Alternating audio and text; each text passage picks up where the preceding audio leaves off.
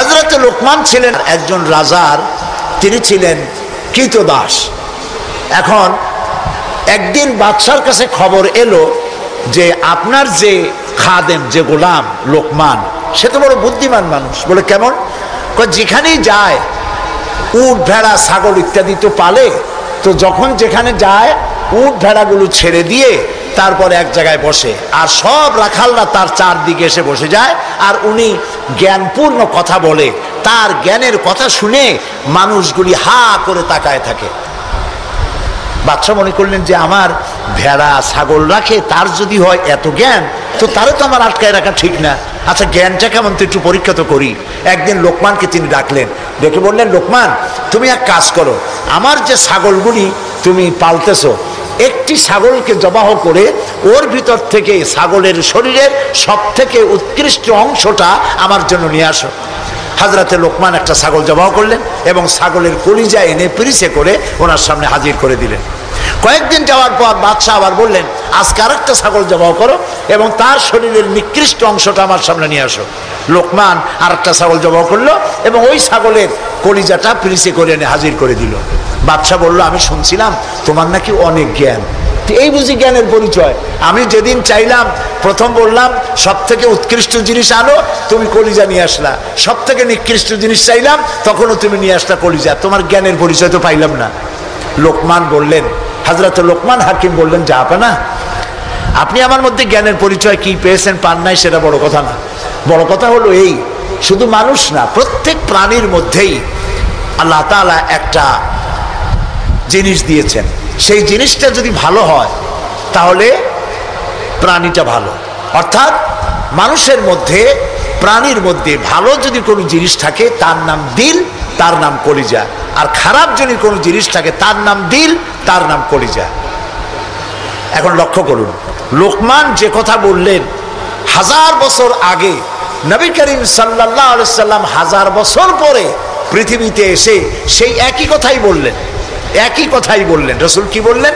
আল্লাহর নবী বললেন, ইন্না ফিল জাসাদে মুদগাতান, মানুষের শরীরের মধ্যে এক টুকরা গোশত আছে। গোশত টুকরা ভালো, গোটা শরীর ভালো। গোশত টুকরা খারাপ, গোটা শরীর খারাপ। আলা ওয়াহিয়াল কালব, সেটা হলো হৃৎপিণ্ড, সেটা হলো কলিজা। তাহলে লোকমান যে জ্ঞান পাইছিলেন, যে জ্ঞানের দ্বারা তিনি এই কথা বললেন, সেই জ্ঞানটা কার ছিল? বলেন কার? আর রাসূল যে জ্ঞান পেয়েছিলেন সেই জ্ঞানটা কার? কাজী আল্লাহর পক্ষ থেকে যে জ্ঞান আসে সেই জ্ঞানের কথা একরকম হয়, কিন্তু বুদ্ধিজীবী, দার্শনিক, তাদের কথা এক হয় না। বিজ্ঞানীদের কথাও এক হয় না। বিজ্ঞানের তো একটা থিওরি এরকম আছে যে বিজ্ঞানের কোনো থিওরি ফাইনাল নয়। বুদ্ধিজীবীদের কথাই ধরুন, কার্ল মার্কস বলেছেন মানুষ পেট সর্বস্ব জীব। আলফ্রেড বলেছেন মানুষ সেক্স সর্বস্ব জীব। আবার ডারউইন এসে বললেন, এগুলি তোমরা যা বলো একটাও ঠিক না, মানুষ মোটে মানুষই না। বলে মানুষ কি? মানুষ হলো বান্দর। তো চিন্তাবিদ, বুদ্ধিজীবী, দার্শনিক, তাদের কথায় মিল নাই, নবীদের কথায় মিল আছে না নাই? বলেন, জোরে বলেন, আছে না নাই? আপনি কি এইরকম একজন দুইজন নবীর খবর জানেন? এক নবী বলেছে আল্লাহ এক, আর একজন বলেছেন বেশি হইতে পারে, নাউজুবিল্লাহ। শুনেছেন এরকম? একজন বলেছে মৃত্যুর পরে আরেকটা জীবন আছে, কবর আছে, হাসর আছে, বিচার আছে, সিরাত আছে, মিজান আছে, বেহেশত আছে, দোজখ আছে। আর এক নবী বলছেন নাও থাকতে পারে। এরকম হয়েছে? হয় নাই। আদম আলাইহিস সালাম থেকে মুহাম্মদ সাল্লাল্লাহু আলাইহি সাল্লাম পর্যন্ত সমস্ত নবীদের কথা কয় রকম? স্লোগান কয়টা? সব নবীদের স্লোগান একটি, আর তাদের সবার কথা এক। কারণ তাদের কাছে যে কথা এসেছে একটি অফিস থেকে এসেছে। অফিসটা কার? চিল্লায় বলুন। সমস্ত নবীদের স্লোগান এক ছিল।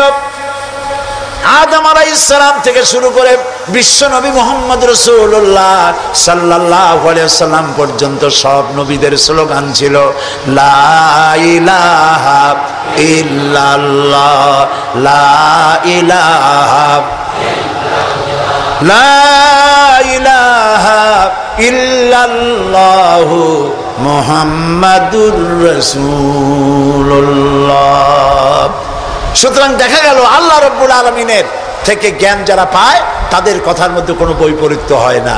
হযরতে লোকমান বললেন, এই যে কলিজার কথা, দিল, কালব, হার্ট, এটা ভালো, সব শরীর ভালো। এটা খারাপ, সব খারাপ। মন যদি ভালো হয় হাত ভালো কাজ করবে, বলেন ঠিক কিনা? হাত ওজনে কম দেবে না, মন ভালো ওজনে কম দেবে না, হাত খাদ্যে ভেজাল দেবে না, জমিনের আইল ঠেলবে না, পরনারী স্পর্শ করবে না, সুবহানাল্লাহ বলেন। আর মন যদি খারাপ হয় চোখ শুধু খুঁজে বেড়াবে মেয়ে লোক কোথায়, পাও খুঁজে বেড়াবে খারাপ জায়গা কোথায়, হাত খুঁজে বেড়াবে খারাপ জিনিস কোথায়, ঠিক কিনা? মন ভালো সব ভালো। এই দিল আবার তিন প্রকার হয়। দিল কয় প্রকার? তিন প্রকার। কোরআন থেকে বলছি, দিল তিন প্রকার: সুস্থ দিল, অসুস্থ দিল, মৃত্যু দিল। এই তিন প্রকারের দিল। এখন আসুন অ্যানালাইসিসের মাধ্যমে আমরা দেখি আমাদের কোন দিল। সুস্থ দিল কাকে বলে? আল্লাহ রাব্বুল আলামিন বলেন, আল-ইয়াওমা লা ইয়ানফাউ মালুন ওয়ালা বানুন ইল্লা মান আতাল্লাহা বিকলবিন সালিম। এটি হলো সুস্থ দিল। সেই কিয়ামতের দিনে মাল, ধন, সন্তান, সন্ততি কোনো কাজে আসবে না, শুধু উপকারে আসবে প্রশান্ত আত্মা নিয়ে কেউ যদি, প্রশান্ত কাল্ব নিয়ে কেউ যদি আল্লাহর দরবারে উপস্থিত হয়, সেই দিলটা কাজে লাগবে। এটা হলো সুস্থ দিল। অসুস্থ দিল কোনটা? ফি কুলুবিহিম মারাদুন ফাযাদাহুমুল্লাহু মারাদা। তাদের দিলের মধ্যে ছিল একটি রোগ, সেই রোগকে আল্লাহ আরো বৃদ্ধি করে দিলেন। অসুস্থ দিলের নমুনা কি? ওয়াজ ভালো লাগে, সিনেমাও খারাপ লাগে না, মসজিদও ভালো লাগে, কীর্তনও খারাপ লাগে না। এই যে দুইটা ভালো লাগে, এটি হলো অসুস্থ দিল। এটার নাম কি? আছে না আমাদের সমাজে? কয় যে হুজুর ওয়াজ শুনতে খারাপ লাগে না, কিন্তু গান যখন শুনি তাও মজা লাগে, মসজিদও ভালো লাগে, সিনেমাও খারাপ লাগে না। আছেন এরকম লোক? আছে। এটা কেন? এটা হলো এই জন্য যে ইমানের মধ্যে জং ধরে গেছে। সাপে যদি রাত্রে কামড়ায়, রাতের বেলায় সাপে কামড়াইছে, ওজার কাছে যায় লোকেরা। মোমেন শাহীতে ওজা আছে না? ওজার কাছে যায়, যে বলে সাপে কামড়াইছে। এখন ওজা প্রথমে টেস্ট করবে যে সাপটা বিষধর সাপ না বিষহীন সাপ। সাপ তো দুই রকম আছে। যে সাপে কামড়াইলে তাৎক্ষণিকভাবে লোক মারা যায়, ওই সাপরে মোমেন শাহীতে কি বলে? কি বলে? গোখরো সাপ। আর যেটা দেখতে খুব রং ছং মোটা টোটাও আছে, কিন্তু কামড়াইলে কিছু হয় না, ওইটা কি? জোড়া সাপ। এখন জোড়া সাপ না গোখরো সাপ কামড়াইলো কোনটায় দেখে তো নাই। এটা বোঝার জন্য ওঝা করে কি, সাপে দংশিত ব্যক্তির জিহ্বার উপরে লবণ এবং ঝালওয়ালা মরিচ এগুলো দিয়ে দেয় জিহ্বার মধ্যে। যদি সে বলে পানি পানি লাগে, যত মরিচ দেয় তত কয় পানি পানি লাগে, তাহলে বুঝতে হবে বিষধর সাপে দংশন করেছে। আর যদি সে বলে যে ঝাল লাগতেছে, লবণ লাগতেছে, তাহলে বুঝতে হবে যে লোড়া সাপে কি করছে? দংশন করেছে। এটি হলো সাপ যদি বিষধর হয়, তো বিষধর সাপের বিষে সর্বপ্রথম যে কাজটা করে সেটা হলো জিহ্বার স্বাদকে নষ্ট করে দেয়। মানুষের ইমানের জন্য সব থেকে বিষাক্ত সাপ হলো শয়তান। এ যখন মানুষকে ওয়াসওয়াসা দেয়, আর শয়তানের ওয়াসওয়াসা যখন মানুষ পড়ে যায়, তখন তার ইমানের স্বাদ নষ্ট হয়ে যায়। তখন সিনেমাও ভালো লাগে, মসজিদও ভালো লাগে, ওয়াজও ভালো লাগে, গানও ভালো লাগে। এটি হলো অসুস্থ দিল। এবার মৃত্যু দিল কি? মৃত্যু দিল সম্পর্কে আল্লাহ বলছেন, ওয়ালাকাদ যারানা লিজাহান্নামা কাসীরাম মিনাল জিন্নি ওয়াল ইনস লাহুম কুলুবুন লা ইয়াফকাহুনা বিহা। মানুষ আর জিনদের মধ্যে আল্লাহ তাআলা বলেন, আমি এক শ্রেণীর রেডিমেড জাহান্নামী তৈরি হয়েই আছে মানুষ এবং জিনের মধ্যে। ওরা কারা? লক্ষ্য করুন, মৃত্যু দিল কাদের? লাহুম কুলুবুন লা ইয়াফকাহুনা বিহা, যাদেরকে আমি হৃৎপিণ্ড দিয়েছি, বিবেক দিয়েছি, সব বোঝে, আমারে বোঝে না। আছেন এরকম কিছু বুদ্ধিজীবী? বলেন আছে না? কবি আছেন এমন কিছু, সাহিত্যিক আছেন এমন কিছু। নারীর সৌন্দর্য, নারীর রূপের সৌন্দর্যের ব্যাপারে কবিতা লিখতে লিখতে কলমের কালি শেষ হয়ে যায়, কিন্তু এই সৌন্দর্য কে দিলেন তার চিনতেই পারল না। ফুলের ব্যাপারে গান লেখে, কবিতা লেখে, ফুলের রং, ফুলের গন্ধ। প্রজাপতি, প্রজাপতি কে এত সুন্দর করে, কোন শিল্পী তোমার ডানায় এত সুন্দর রং দিল, তার গান তৈরি করে, কিন্তু প্রজাপতির রং কে দিল আরে খুঁজে পায় না। তারপরে বলে কি, বলে যে সব বুঝেছি, শান্তিনিকেতন গিয়া পড়ে শুনিয়া সাহিত্যের উপরে ডক্টরেট ডিগ্রি নিয়া কয় সব বুঝেছি। বলে বাবা কি বুঝেছো? কয় দেয়ার ইজ নো গড। সারা জীবন বসে বুঝলো যে প্রভু বলতে কেউ নাই, আল্লাহ বলতে কেউ নাই। বলে নাউযুবিল্লাহ, লাহুম কুলুবুন লা ইয়াফকাহুনা বিহা, সব বোঝে কিন্তু আল্লাহরে চেনে না। নিজের শরীরটা দেখে, আল্লাহরে খুঁজে পায় না। আহারে, তুমি তো তোমার শরীরটা দিয়েই আল্লাহরে চিনতে পারো। সুবহানাল্লাহ বলে। শরীরটা দিয়ে আল্লাহরে চেনা যায়। এই যে দুটো চোখ, এই চোখ দিয়ে সব সময় আমরা নেগেটিভ দেখি। সব সময় প্রতিটি চিত্র, প্রতিটি মুহূর্তে নেগেটিভকে পজিটিভ করে দেখায় কে? কে দেখায়? সুবহানাল্লাহ। এত সুন্দর দুটি চোখ আল্লাহ দিলেন, চোখের মধ্যে আল্লাহ আবার পানি দিয়ে দিলেন। পানি মানে কান্নার পানি না, এমনি চোখে পানি আছে। আপনি চোখে পলক মারেন, পলক মারেন না? কথা না বললে বুঝি কি? এই যে পলক মারেন, এটা কি ইচ্ছা করে মারেন না অটোমেটিক হয়? অটোমেটিক হয়। ইচ্ছা করে মারলে ফটর ফটর করতো। আপনি নিজের অজান্তেই চোখগুলি পলক মারে কেন? আল্লাহ রাব্বুল আলামিন মানুষের কল্যাণের জন্য এমন অটোমেটিক ব্যবস্থা করে তিনি রেখে দিয়েছেন। শহরে বন্দরে গ্রামে নগরে গঞ্জে বাতাসের ভিতরে পলিউশন আছে, রোগের জার্ম আছে, বাতাসের ভিতরে উড়ে বেড়ায়, অনবরত চোখের ভিতরে প্রবেশ করে চোখ নষ্ট করে দিতে পারে। এই জন্য রব্বুল আলামিন চোখের ভিতরে পানি ধরনের এক রকম মেডিসিন রেখে দিয়েছেন। প্রতি মুহূর্তে চোখ পলক মেরে মেরে চোখকে আল্লাহ তাআলা ক্লিন করে দিতেছেন। শরীরের ভিতরে একটা শরীর দিয়ে আল্লাহকে চেনার জন্য যথেষ্ট। এই শরীরে আল্লাহ অসংখ্য রগ রেশা দিয়েছেন। মাথা থেকে শুরু করে পা পর্যন্ত যতগুলি নার্ভ আছে, সবগুলি নার্ভ ছিঁড়ে ছিঁড়ে যদি জোড়া লাগানো যায়, পুরা পৃথিবী একবার ঘুরে আসা যাবে। সুবহানাল্লাহ করতে ইচ্ছা করে না? আর যদি পাশাপাশি সাজায় রাখেন, 3 একর জমিন লাগবে একটা মানুষের রগ সাজায় রাখতে। এই রগগুলি দিয়ে আপনি আমি যা খাই, এটাকে বলা হয় কার্বোহাইড্রেট। চাউল চাউল জাতীয় খাদ্য, আটা আটা জাতীয় খাদ্য, চিনি চিনি জাতীয় খাদ্য, আর ডাল ডাল জাতীয় খাদ্য। এই 4 প্রকারের খাদ্য হলো কার্বোহাইড্রেট। এগুলি মানুষে খাইলে পরে শরীরের ভিতরে এর থেকে রক্ত হয়, এর থেকে পেশাব পায়খানা হয়ে বর্জ্য বেরিয়ে যায়। আর যেটা রক্ত হয়, সেই রক্তটাকে গোটা শরীরে প্রবাহিত করে শরীরটাকে আল্লাহ উষ্ণ রাখেন। সেজন্য এত রগ রেশা দিয়েছেন। এখন এই রক্তগুলিকে মাথা থেকে শুরু করে পা পর্যন্ত পৌঁছে দেওয়ার জন্য আল্লাহ একটা জেনারেটর রেখে দিয়েছেন বুকের মধ্যে। কন্তবুদ্ধি করে জেনারেটর নামটা কি? মাশাআল্লাহ, বুঝে ফেলেছেন। জেনারেটরের নাম হার্ট। সেটা অনবরত সিস্টোলিক অ্যান্ড ডায়াস্টোলিক এভাবে করে সম্প্রসারণ সংকোচন এরকম করতেছে। চিকিৎসা বিজ্ঞানীরা বলেছেন, মানুষকে মাথা থেকে শুরু করে কাটাকাটি করে সব বুঝেছি, কিন্তু হার্ট এরকম এরকম করে কেন, এর উৎস আজ পর্যন্ত পৃথিবী খুঁজে পায় নাই। এটি এভাবে করে করে রক্ত ছড়িয়ে দিচ্ছে। এখন দেখেন আল্লাহর খোঁজার ব্যবস্থা। মানুষ খাইয়া খাইয়া তারপরে হার্টের মধ্যে চর্বি গিয়ে জমে। হার্টের মধ্যে যে করোনারি আর্টারির মধ্যে গিয়ে চর্বি জমতে লাগলো। হঠাৎ করে রক্ত প্রবাহ যখন বন্ধ হতে থাকে, আর চলতে পারে না, তখন অ্যানজাইনা হয়, হার্টে বেদনা শুরু হয়। এই বেদনা শুরু হলে তাড়াতাড়ি ডাক্তার এনজিওগ্রাম করে তারপর দেখে কতটা নষ্ট হয়েছে। ওইটাকে যদি প্রয়োজন হয় রগ বদলাবার, তখন তাকে বাইপাস করা হয়। বাইপাস করে নতুন রগ লাগাতে হবে। এখন বলেন এই নতুন রগ কোথায়? গরুর রগ লাগাইলে হবে? বলেন, ছাগলের রগ? এখন আল্লাহ রব্বুল আলামিনকে চেনা সহজ। ওই রব্বুল আলামিন এমন সুন্দর ব্যবস্থা রেখেছেন, কারো যদি বাইপাস ওপেন হার্ট সার্জারি করার যদি প্রয়োজন হয়, রগের যদি 2-4টা রগ যদি লাগে, আল্লাহ রাব্বুল আলামিন মানুষের হাতের মধ্যে পায়ের মধ্যে স্পায়ার পার্টস কতগুলি রগ রেখে দিয়েছেন।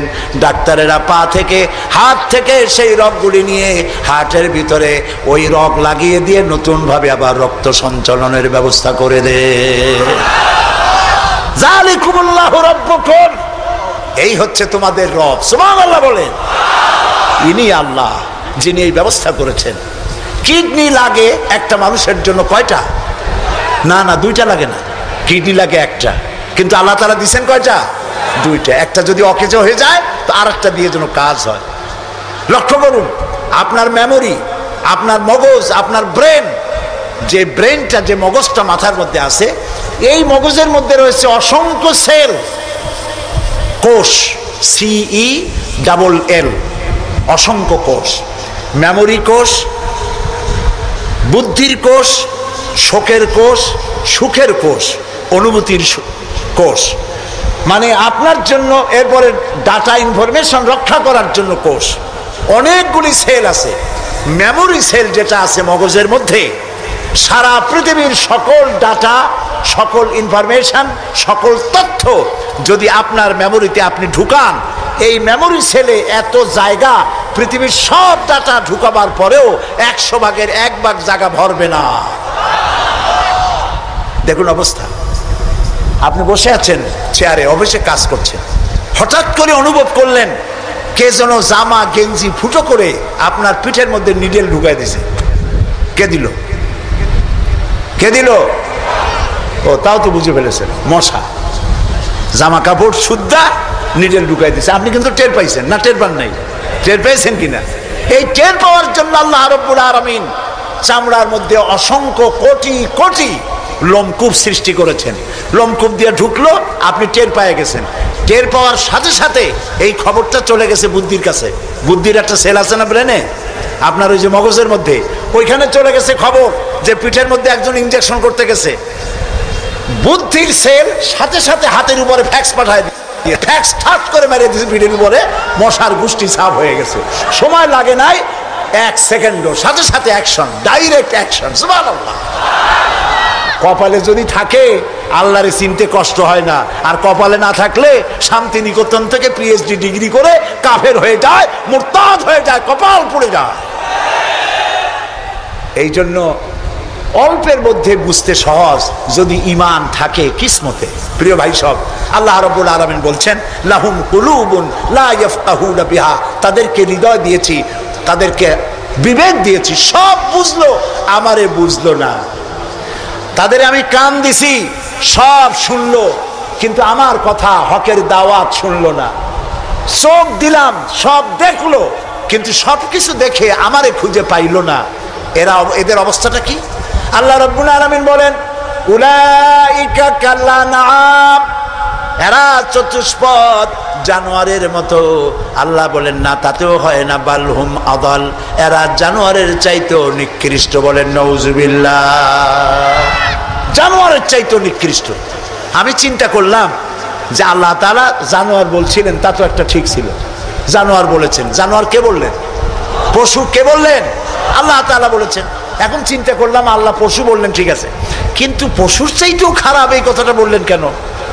বুঝে আসতেছিল না। আল্লাহ তাআলা বলেন, কোরআন যদি কেউ বুঝতে চায় তো বুঝার জন্য আমি তার দিল খুলে দেবো। সুবহানাল্লাহ। ওয়া মান ইয়াত্তাকিল্লাহা ইয়াজআল লাহু মাখরাজা, আল্লাহকে ভয় করে কেউ পথ চলতে চাইলে আল্লাহ পথ তৈরি করে দেন। আমি চিন্তা করে দেখলাম সত্যিই তো জানোয়ারের চাইতেও তো মানুষগুলা খারাপ। ওই সব মানুষ যারা আল্লাহরে চিনল না। কিরকম দেখেন, আপনারা অনেকে বাড়িতে কুকুর পোষেন। কুকুর পোষে না মানুষ? কুকুর সাংঘাতিক বুদ্ধিমান প্রাণী এবং প্রভু ভক্ত। লন্ডনে তো বহুত কুকুর আছে যারা স্কটল্যান্ড ইয়ার্ড বাহিনীতে চাকরি করে, ভালো ভালো চাকরি করে, ইন্সপেক্টরও আছে, হ্যাঁ, কর্নেল আছে, মেজর আছে, ইন্সপেক্টর আছে। অবশ্য কুত্তায় জানে যে সে মেজর বা কর্নেল। এবং এরা দারুণ হুকুম পালন করে। চোরের ছবিটা দেখায় দেবে আর তার ব্যবহৃত কাপড়টা শুকায় দেবে, বাস, শেষ কাজ। যেখানে পাবে সেখানে ধরবে। $1 কোটি বা পাউন্ডও যদি দেয়, কুত্তায় ছাড়বে না। সাংঘাতিক অফিসারেরা। কথা বুঝতে পেরেছে তো? অনেকে কুত্তা পোষে। এখন কুত্তা পুষেছে, মাহফিল আসছে একটা লোক, রাত 2:30, 2টা বা 11টার সময় বাড়ি ফিরেছে। কুত্তা টের পাইছে, অন্ধকার রাত, কে যেন আসতেছে। কুত্তা তার ভাষায় বলেছে হল্ট। এখন বাড়িওয়ালা বলছে এই ডব্লু, আদর করে নাম রাখছে কুত্তার ডব্লু। একটা ধমক দিল, কুত্তায় গলার আওয়াজ শুনে বুঝে ফেলেছে। কিন্তু কুত্তায় গলার আওয়াজ বোঝে না। কুত্তা তো ভালো গরুতেও বোঝে। আপনি আপনার গরুরে ডাক দেন অন্ধকারে, গরু আপনার ডাকের সাড়া দেবে, কাছে আসবে। আসেন এরকম? অন্ধকারে গিয়ে গরুর ডাক দিলে বাড়িওয়ালার ডাকে গরু সারা দিয়ে আসে না, বিল দিয়ে আসে না? কুত্তায় থেমে গেল, বুঝতে পারলো এ তো আমার মালিক, আমি তো ভুল করছি। যখন মালিক কাছে আসলো, কুত্তায় লেজ লড়াইয়া গাছ সাথে মিশে মিশে লেজ লড়াইতে লাগলো। তার ভাষায় সে বলতে লাগলো, আই এম এক্সট্রিমলি সরি। ও গ্রিন সিগন্যাল, লেজ নাড়াইয়া গ্রিন সিগন্যাল দিয়ে দিল, হুজুর আপনি যাইতে পারেন, স্যার আপনার জন্য দরজা খোলা। কিন্তু এইখানে যদি চোর হইতো আর ডাকাইত হইতো আর যত বলতো ডবলু থাম, তাহলে সে কি থামতো? গর্দানে কামড়াইতো, না হয় ঠ্যাঙ্গে কামড়াইয়া ঠ্যাং ঠং ভেঙে দিত, ঠিক কিনা? তাহলে বোঝা গেল কুত্তায় মালিকও চেনে, শত্রুও চেনে। আল্লাহ কয় উলাইকা কাল আনাম, এগুলো জানোয়ারের চাইতে খারাপ, বালহুম আদাল, এই জন্য খারাপ। কুত্তায় তো মালিক চিনলো, দুশ্মনও চিনলো, বন্ধুও চিনলো। এই মানুষগুলি আল্লাহকে চিনলো না, প্রভুকে মালিককে চিনলো না, তাকে অস্বীকার করলো। কুত্তার চাইতেও নিকৃষ্ট। প্রিয় ভাই সব, মানুষের এই তিন প্রকারের দিল, সুস্থ দিল, অসুস্থ দিল, আরেকটি হলো কি দিল? মৃত্যু দিল। সকল প্রকার দিলের একটা চিকিৎসা আল্লাহ কোরআনে করে দিয়েছেন, সুবহানাল্লাহ। আল্লাহ রাব্বুল আলামিন বলেন, সব হৃদয় জনিত, কলব জনিত রোগের চিকিৎসা হলো আলা বিযিকিরিল্লাহি তাতমাইন্নুল কুলুব। একমাত্র আমার স্মরণ, আমার জিকির, আমার স্মরণ মানুষের অন্তরাত্মাকে ঠান্ডা করে দিতে পারে, কলিজা ঠান্ডা করে দিতে পারে। আমার স্মরণে, আমার জিকিরে, আমার পথ অনুসরণে। প্রিয় ভাই সব, হযরত লোকমান তিনি বলছেন, আল্লাহ তাআলা বলছেন, আমি তাকে কি দিয়েছিলাম? জ্ঞান দান করেছিলাম। সেই জ্ঞানের ভিত্তিতে জ্ঞান দিয়েছিলাম এই জন্য যেন তিনি আমার শুকর আদায় করে। হযরত লোকমান আল্লাহর দেওয়া জ্ঞান দিয়ে শুকর আদায় করলেন এইভাবে যে তিনি আল্লাহর গুণগান, আল্লাহর তাওহীদের প্রচার শুরু করে দিলেন, সুবহানাল্লাহ। আল্লাহ তাআলা বলছেন, ওমা ইয়াশকুর, যে ব্যক্তি কৃতজ্ঞতা স্বীকার করে তা তার নিজের জন্য, আর যে করে না সে তার নিজের ক্ষতিই করে। এই যে আমরা মাগরিবের নামাজ পড়লাম, এই নামাজ পড়ছি কার জন্য? বলেন সবাই।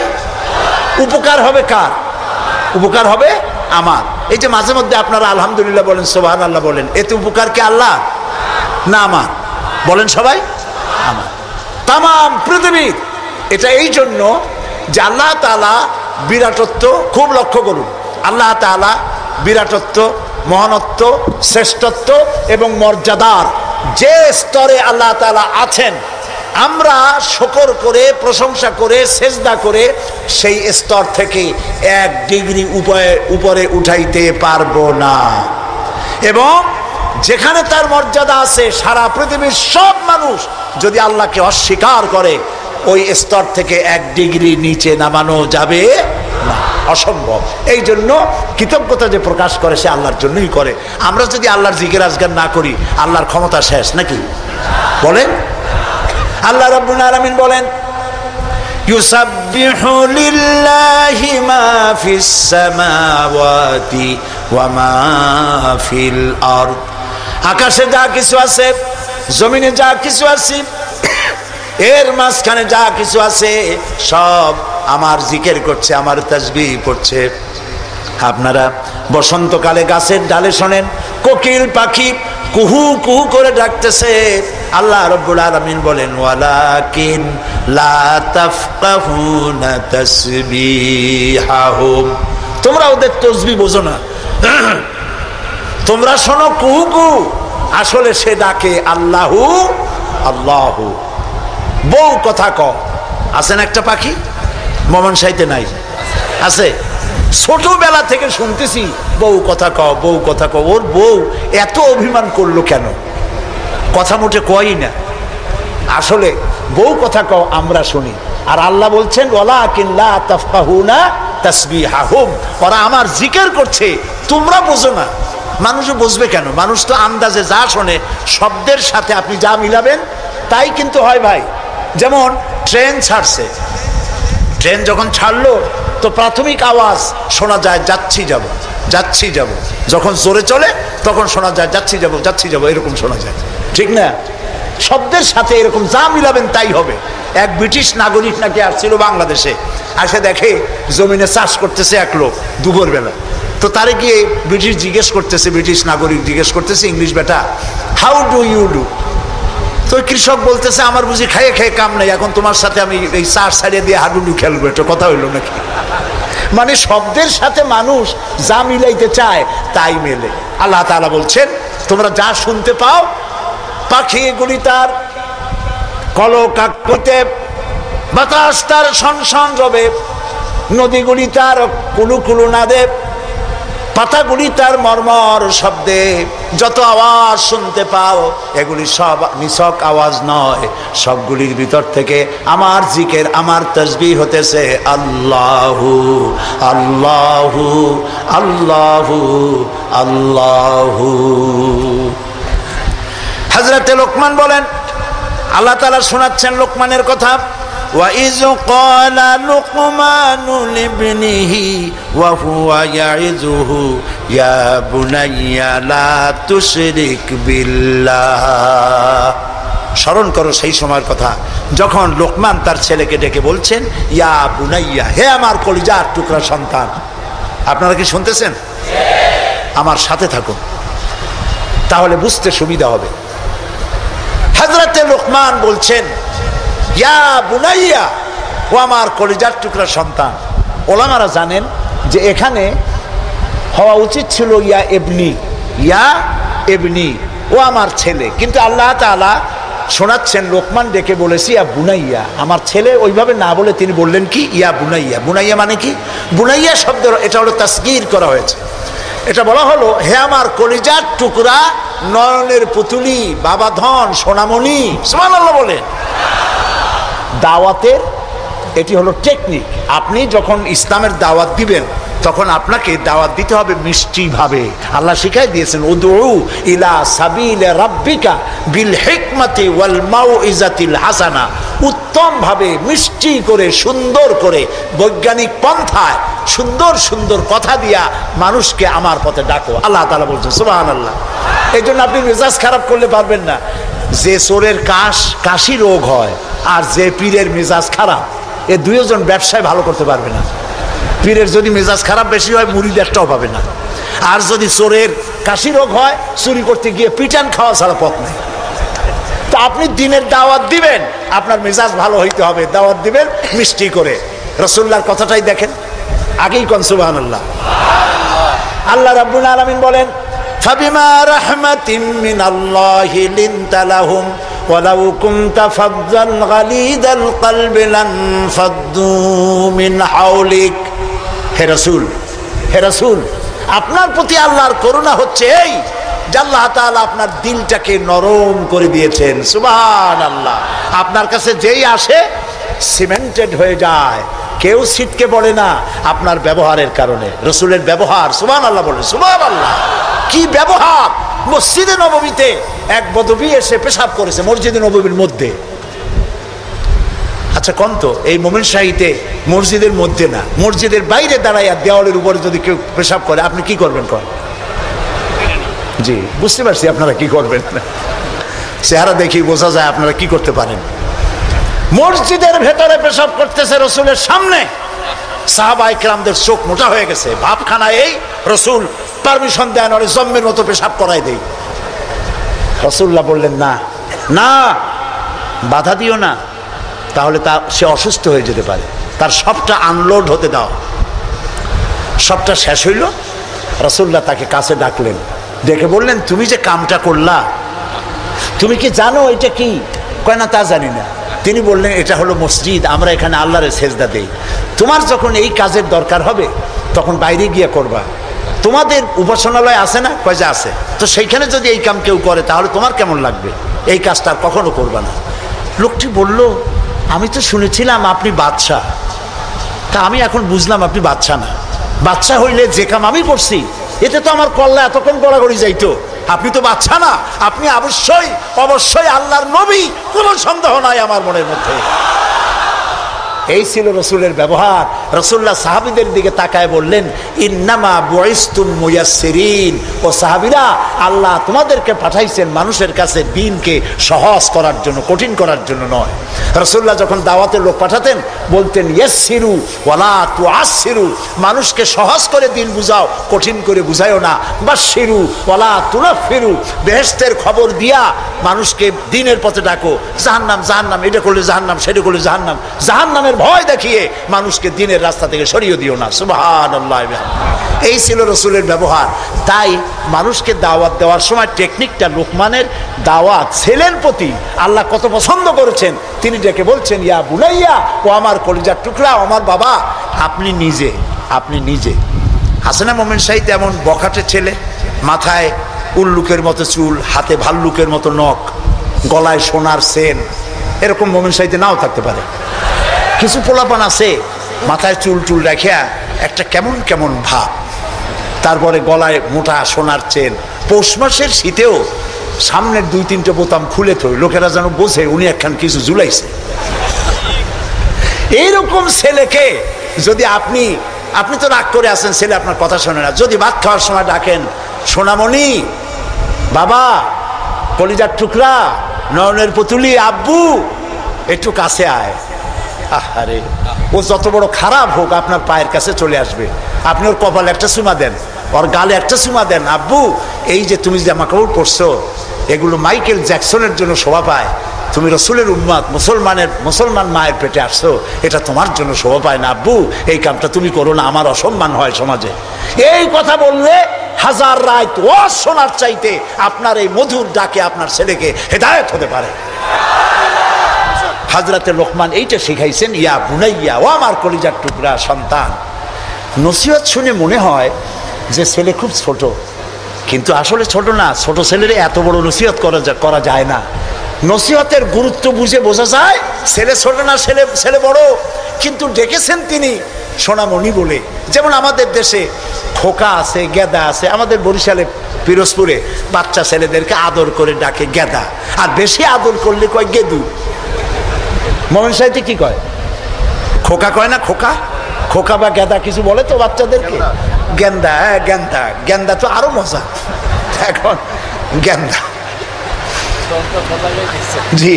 তো খোকারে ডাক দিল, এই খোকা, গেন্দু, আরে মেহমান আসছে, একটু চাটা নিয়ে আয়। মেহমান মনে করে গেন্দু বুঝি খুব ছোট, গেদা খুব ছোট।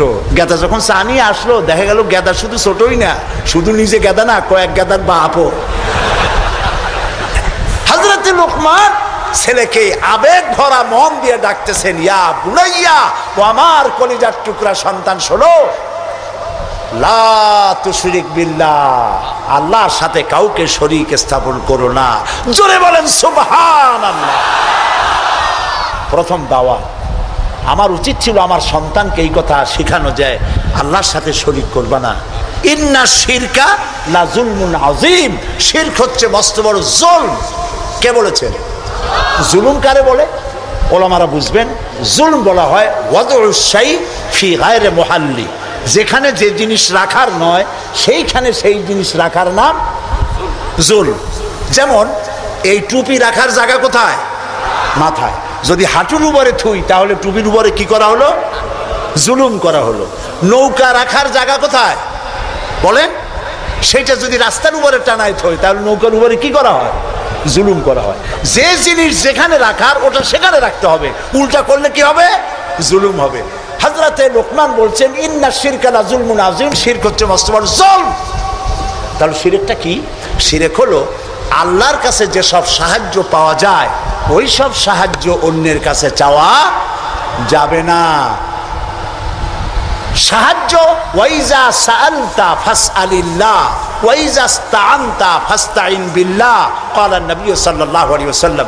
নবী করিম সাল্লাল্লাহু আলাইহি ওয়াসাল্লাম বলেছেন, কিছু চাইতে হলে কার কাছে চাও? অন্যের কাছে চাইলে কি হবে? শিরক হবে। কোনটা একটু বোঝেন। আপনারা বিরক্ত হচ্ছেন না তো? নিতান্ত পেশাব পায়খানার বেগ না হলে মানুষের মধ্য দিয়ে হাঁটবেন না, একটু বলে নিলাম। আমি আপনাদেরকে কাউকে কষ্ট দিতে চাই না। নিতান্ত প্রচন্ড পেশাব পায়খানার চাপ না হলে মানুষের মধ্য দিয়ে হাঁটা ঠিক না। মুসলমানদেরকে কষ্ট দেওয়াও কবিরা গুনার শামিল। তো আল্লাহ তাআলার সঙ্গে চাইলে পরে চাওয়াটাই শিরক নয়। যেমন আমার ঘরে অনেক সময় মেহমান আসে, আমার ঘরে চা বানাবো, চিনি নেই, তখন আমার ঘরের কাজের লোককে বলা হয় দোতলায় যাও বা তিনতলায় যাও, একটু চা, একটুখানি চায়ের পাতা বা একটুখানি চিনি চায়ে নিয়ে আসো। এটা কিন্তু শিরক না। আমি বাড়ি বানাইতেছি, টাকায় কুলাইতে পারছি না, আমি দেলোয়ার হোসেন খান দুলু ভাইকে বললাম, ভাই আমরা তো পার্লামেন্টে একসাথে থাকি, আমি তো টাকায় কুলাইতে পারতেছি না, আমার 10 লাখ টাকা দেন। এটা শিরক না। কথা কি বুঝে আসতেছে? কোনটা শিরক? শিরক হলো বিবাহ করেছে 8-10 বছর, বাচ্চা হয় না, এই বাচ্চা আপনি কোনো খাজা বাবা কোনো পীরের মাজারে চাইতে পারবেন না, এটার নামই শিরক। আমার অসুখ হয়েছে, আমি রোগ মুক্তির জন্য কোনো পীরের নামে মানত করতে পারি না, হারাম। মানুষের নামে মরা পীর অথবা জীবিত পীর, কোন পীরের নামে মানত এবং তার কাছে আশা পূরণের জন্য যাওয়া জায়েজ নাই, হারাম, হারাম এবং হারাম। সন্তান দেবে কে? চিল্লায় বলেন। সন্তান দেওয়ার মালিক তিনি, তিনি ছাড়া কেউ সন্তান দিতে পারে না। এই দেখুন কোরআন, কোরআনে কারিমে রব্বুল আলামিন বলেন, আমি কাউকে কন্যা দেই, আমি কাউকে পুত্র দেই, কন্যা দেই না, কন্যা দেই তো পুত্র দেই না, আবার কাউকে কন্যাও দেই পুত্রও দেই, আবার কাউকে কিছুই দেই না। ইন্নাল্লাহা আলা কুল্লি শাইইন কাদির। সমস্ত জিনিসের উপরে ক্ষমতা কার? সবাই বলেন আল্লাহ তাআলার ক্ষমতা। আচ্ছা, আরেকটা কথা বলেন, আপনারা জবাব দেন, পীর বুজুর্গ তারা বড় না নবীরা বড়? কারা বড়? মানুষে বোঝে না, সেই জন্য বলে পীর পয়গম্বর। কথা বলতে গিয়ে বলে পীর পয়গম্বর, মনে হয় যেন পীর আসছে আগে, পয়গম্বর আসছে পরে। কি অন্যায় কথা। প্রিয় ভাই সব, পীর আর নবী তুলনা দেওয়া মোটেও জায়েজ নাই। তবে একথা আমি বলতে পারি, সারা পৃথিবীর সব পীর, সারা পৃথিবীর সব আলেম, সব যদি একত্রিত হয় একজন নবীর জুতার সমান হবে না। বলেন সুবহানাল্লাহ। তারা আল্লাহর নবী, কোন নবীর কোনো ভুল নাই, গুনাহ নাই, মাসুম, বেগুনাহ, আল্লাহ নিজে তাদেরকে হেফাজত করেন। সুবহানাল্লাহ। এবার দেখুন, আমরা সন্তান চাইতে আমাদের লোকেরা গেল মাজারের কাছে, আর হযরতে জাকারিয়া আলাইহিস সালাম সূরা আলে ইমরান, আমি কি গল্প করতেছি না কোরআন শুনাইতেছি? সূরা আলে ইমরান আপনারা পড়বেন। সূরা আলে ইমরানের মধ্যে আছে হযরতে জাকারিয়া আলাইহিস সালাম বুড়া হয়ে গেছেন, সন্তান নাই, একটাও নাই। তিনি আল্লাহর কাছে ফরিয়াদ করলেন, আল্লাহ আমি একদম বেওয়ারিস হয়ে যাব মরিয়া, তুমি আমাকে একটা সন্তান দিও। একদিন তিনি নামাজ পড়তেছিলেন, নামাজের মধ্যে হযরতে জিবরাইল আলাইহিস সালাম আসলেন। হযরতে জিবরাইল ওহী নাজিল করলেন। আল্লাহ তাআলা বলেন, হে জাকারিয়া, আমি তোমাকে সুসংবাদ দিতেছি, তোমাকে একটি পুত্র সন্তান দেওয়া হবে। পুত্র সন্তানটি জন্মগ্রহণ করার সঙ্গে সঙ্গে নাম রেখে দিও ইয়াহইয়া। ছেলে হবে, সন্তান হবে, সন্তান হবে ছেলে। আর নাম রেখে দিলেন কে? আল্লাহ নিজেই। হযরতে জাকারিয়া প্রশ্ন করলেন জিবরাইলকে, জিবরাইল, আল্লাহ তো বললেন যে আমারে আল্লাহ ছেলে দিবেন, কিন্তু এই ছেলেটা হবে কেমনে?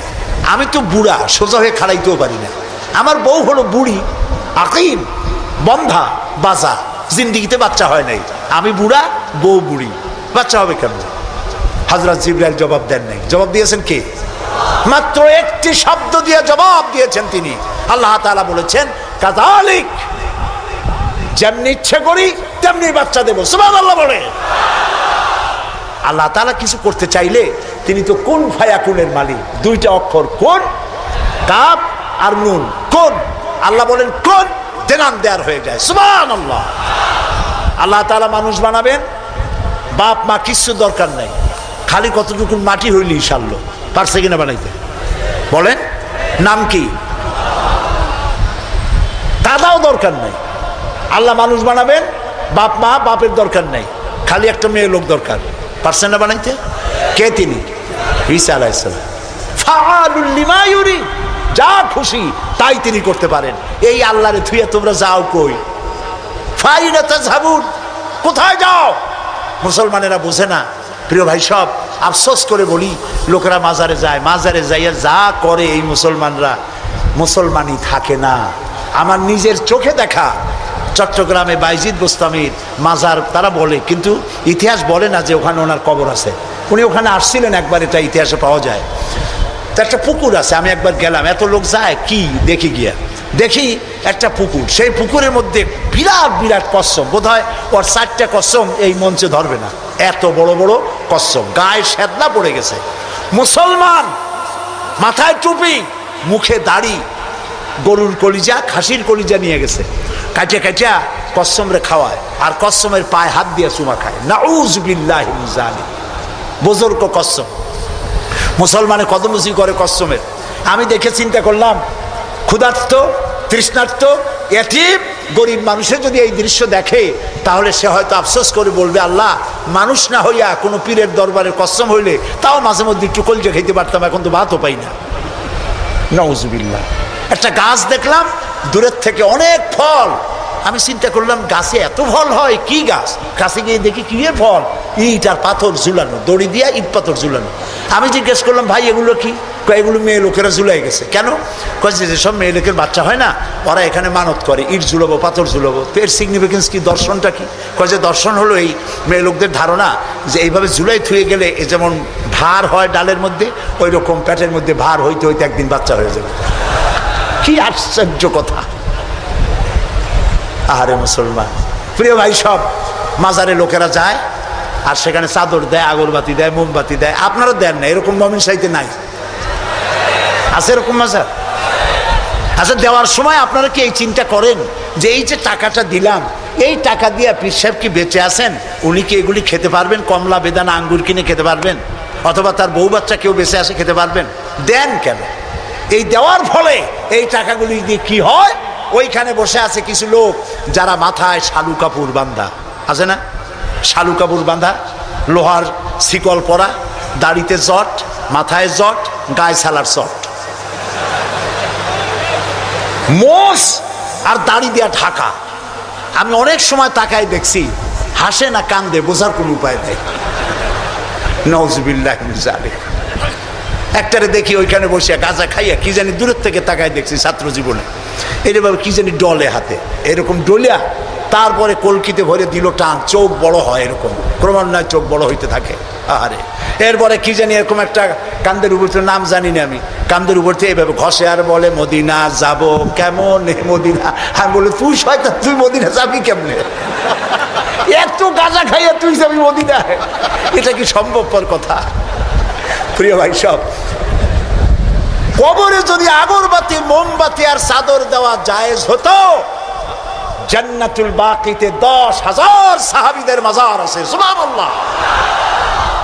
হযরতে ওসমান রাদিয়াল্লাহু তাআলা আনহু শুয়ে আছেন জান্নাতুল বাকিতে। হযরতে আয়েশা, আমাদের মা রাদিয়াল্লাহু তাআলা আনহা, শুয়ে আছেন জান্নাতুল বাকিতে, উন্মুক্ত আকাশের নিচে।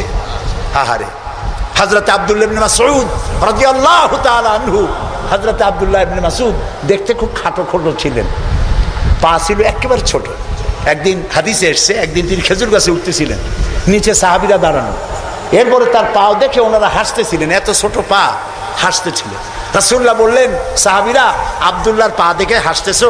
কিয়ামতের দিন আব্দুল্লাহর পা যদি এক পাল্লায় রাখা হয় আর ওহদ পাহাড়টা যদি আর এক পাল্লায় রাখা হয়, ওহদ পাহাড় তার পায়ের সমান হবে না। এই হযরতে আব্দুল্লাহ ইবনে মাসউদ রাদিয়াল্লাহু তাআলা আনহু শুয়ে আছেন জান্নাতুল বাকিতে, চাদর নাই, আগরবাতি নাই, মোমবাতি নাই, কিচ্ছু নাই। রাসূলুল্লাহ বলেছেন, জান্নাতুল বাকিতে, বাকি থেকে কিয়ামতের দিন 70,000 আহলে বাকি চাঁদের মতো চেহারা নিয়ে বিনা হিসাবে আল্লাহর জান্নাতে চলে যাবে। ওইখানে চাদর নাই। আর আমরা আমাদের দেশের পীর সাহেবদের মাজারে চাদর দিয়ে, আগরবাতি দিয়ে, মোমবাতি দিয়ে সর্বনাশ করছি। প্রিয় ভাই, সব এটি শিরক, এটা জীবনেও আমরা আর করবো না। রাজি আছেন? রাজি আছেন? কারা কারা রাজি? 2 হাত উঁচু করে দেখা। আলহামদুলিল্লাহ বলি, হাত নামান, বলি আলহামদুলিল্লাহ, জোরে বলেন আলহামদুলিল্লাহ। প্রিয় ভাই, সব কি বলবো, কত কথা বলবো। তনহামা দাগ দাগ শোধ, পম্বা কুজা কুজা নেহাম, সারা অঙ্গে ব্যথা, ঔষধ দেব কোথা, ইঞ্জেকশন দেওয়ার জায়গাও নাই, সব নষ্ট করে ফেলাইছি। কিছু পীর বাইর হয়েছে, কেউ বলে তিনি নাকি সুফি সম্রাট, শুনছেন না? না, সুফি সম্রাট বলেন, নাউজুবিল্লাহ। এমন সব আকীদা, এমন সব কথাবার্তা প্রচার করা হয় যাতে ঈমান নষ্ট হয়ে যায়। কি মারাত্মক কথা তিনি বলেছেন। তিনি বলেছেন তিনি নাকি স্বপ্নে দেখতেছেন রাসূলুল্লাহ বিবস্ত্র অবস্থায় ময়লার স্তূপে পড়ে আছেন, আর উনি হাত দিয়েছেন, আর অমনি কাপড় চোপড় পরা অবস্থায় তিনি বেঁচে উঠছেন। এর দ্বারা তিনি বলতে চান যে তিনি নাকি মুহাম্মদী ইসলামের পুনর্জীবন দানকারী। বলেন নাউজুবিল্লাহ। প্রথমে তো মুহাম্মদ সাল্লাল্লাহু আলাইহি ওয়াসাল্লামের ইসলাম না, ইসলাম কার? আর উনি পুনর্জন্ম দিতে কে? বিশ্ব আশিকে রাসূল সম্মেলনের নামে শিরক আর বিদআতকে ছড়ানো হচ্ছে। মুসলমানেরা, এইটা নাজাতের পথ না, নাজাতের পথ এইটা। নাজাতের পথ কোনটা? জোরে বলেন। নাজাতের পথ কোরআন, এর দ্বিতীয় কোনো রাস্তা নাই। সেই কথাই হযরত লোকমান বুঝাচ্ছেন। হযরত লোকমান বলেন, লা তুশরিক বিল্লাহ, ও আমার কলিজার টুকরা সন্তান, আল্লাহর সাথে কাউকে শরীক স্থাপন করো না। ইন্নাশ শিরকা লাযুলমুন আযীম, শিরক হচ্ছে মস্ত বড় জুলুম, এর কাছেও যেও না। প্রিয় ভাই সব, আমরা যদি না খেয়ে থাকি, কে আমাদের খাওয়ায়? আমাদের জাতির পিতার মুখ দিয়ে শুনুন, কে আমাদের জাতির পিতা? এই ব্যাপারে আপোষ করবেন? জীবন চলে যাবে মুসলমানের, এই ব্যাপারে কোনো আপোষ নাই। মিল্লাত আবিকুম ইব্রাহিম, আমাদের জাতির পিতা ইব্রাহিম আলাইহিস সালাম, তিনি কি বলছেন? আল্লাযী হুয়া ইউতঈমুনি ওয়া ইয়াসকিন, আমি যখন ক্ষুধার্ত হই আল্লাহ আমারে খাওয়ায়, আমি যখন তৃষ্ণার্ত হই আল্লাহ আমারে পান করায়। এটাই হচ্ছে তাওহীদ। ওয়াইদা মারিদতু ফাহুয়া ইয়াশফিন, আমি যখন অসুস্থ হই আল্লাহ আমারে রোগ মুক্ত করেন। সুবহানাল্লাহ। যা চাইবেন কার কাছে চাইবেন? প্রিয় ভাই সব, লোকেরা বোঝে না, না বুঝিয়ে সব করে। তাবিজের আর একটা শিরক আছে। অবশ্য মোমেন সাহিত্যে তাবিজের কারবার নাই, এখানেও আছে তাবিজ। আর তাবিজ কোরআন শরীফ দিয়ে তাবিজ লেখে, সেই তাবিজের আবার কায়দা আছে। ধান্দা লাগাবার জন্য বলে খালের পানি, বিলের পানি, পুকুরের পানি, টিউবওয়েলের পানি, সালার পানি, খালের পানি, 7 জায়গার পানি, জাফরানের কালি, এগুলো নিয়ে কাগজের উপরে দাগ দিয়ে তারপর কতগুলি নাম্বার লেখে। 752, 313, 1472, 1771। হাবিজাবি, আপনারা দেখেন খুলে, আমি যা বললাম উল্টো একটাও বলছি নাকি? এগুলো লিখা তারপরে লেখে ইয়া জিবরাইল, ইয়া মিকাইল, ইয়া ইসরাফিল, ইয়া আরেকটা কিছু। আমি একজনের গলায় দেখলাম এত বড় তাবিজ। বললাম, ভাই এত বড় তাবিজ, এর মধ্যে কি? কয় যে সর্বনাশ, এ বলাই যাবে না। বললাম, কেন? কয় যে আমার ক্ষতি হবে। কিচ্ছু হবে না ভাই, খোলো তো একটু দেখি। তারপরে তাবিজটা খুললাম, মোমটম ছাড়াইয়া তাবিজ দেখলাম যে ওইভাবে দাগ দাগ দেওয়া, আর চতুর্দিকে লেখা ইয়া বধু হো, ইয়া বধু হো। তা আমি বললাম, ভাই এই তাবিজ লিখছে কে? বললো মসজিদের ইমাম সাহেব। ডাকে ইমাম সাহেব আসলাম, বলল, ভাই ইমাম সাহেব এই তাবিজ আপনি লিখছেন? কয় হ্যাঁ। তা আমি বললাম, ভাই বধু হো কি? কয় হুজুর আমি নিজেও বুঝি না বধু হো কি।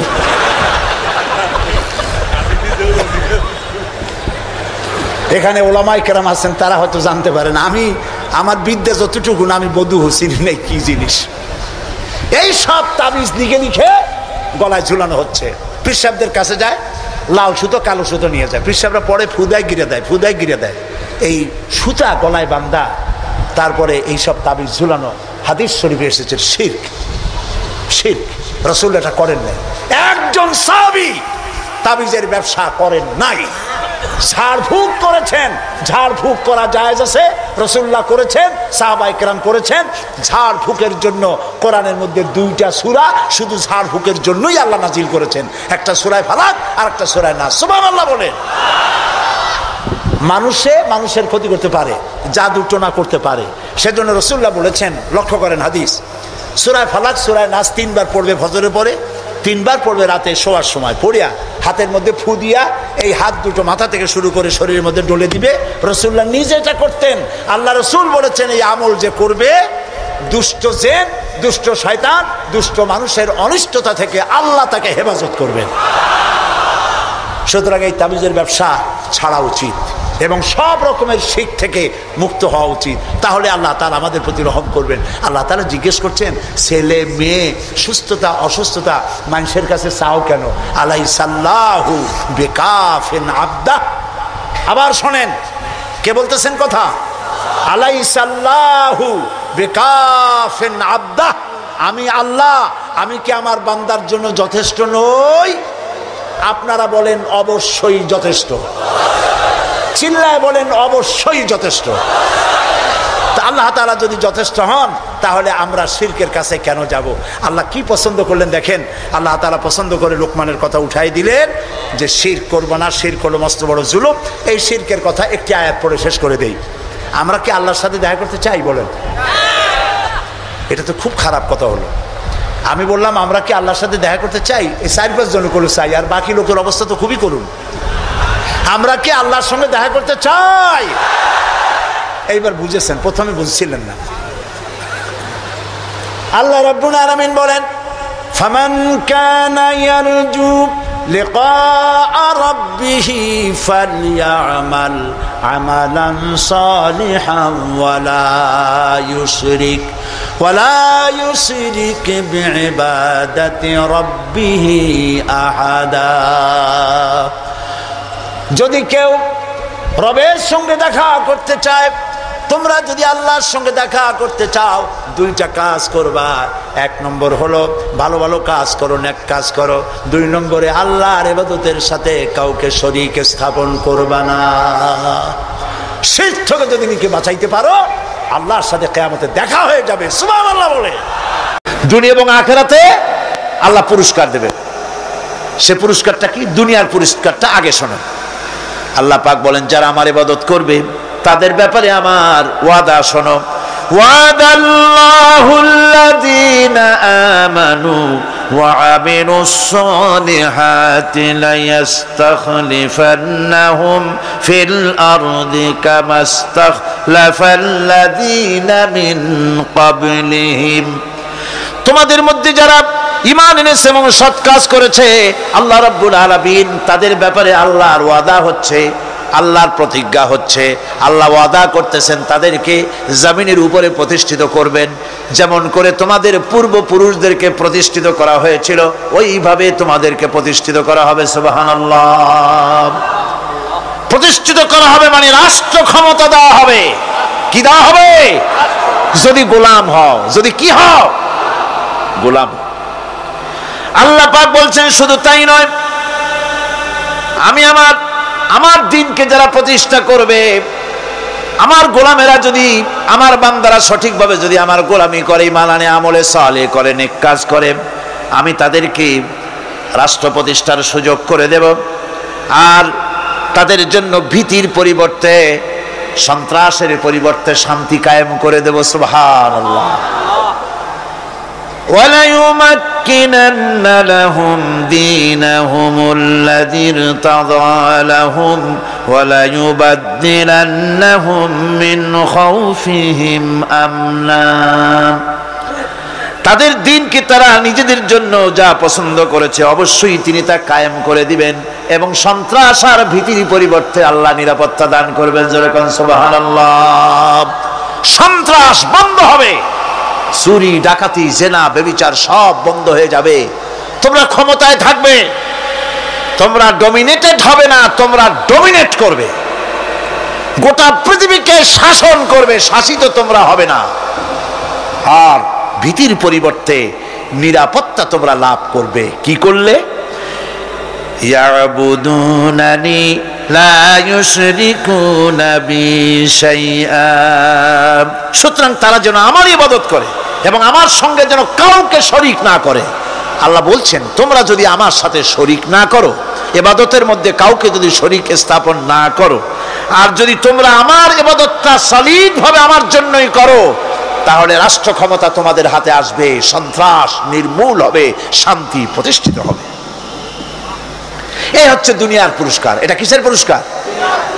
আর আখিরাতের পুরস্কারের কথা বলা হচ্ছে। وَمَن يُطِعِ اللَّهَ وَرَسُولَهُ وَيَخْشَ اللَّهَ وَيَتَّقِهِ فَأُولَئِكَ هُمُ الْفَائِزُونَ।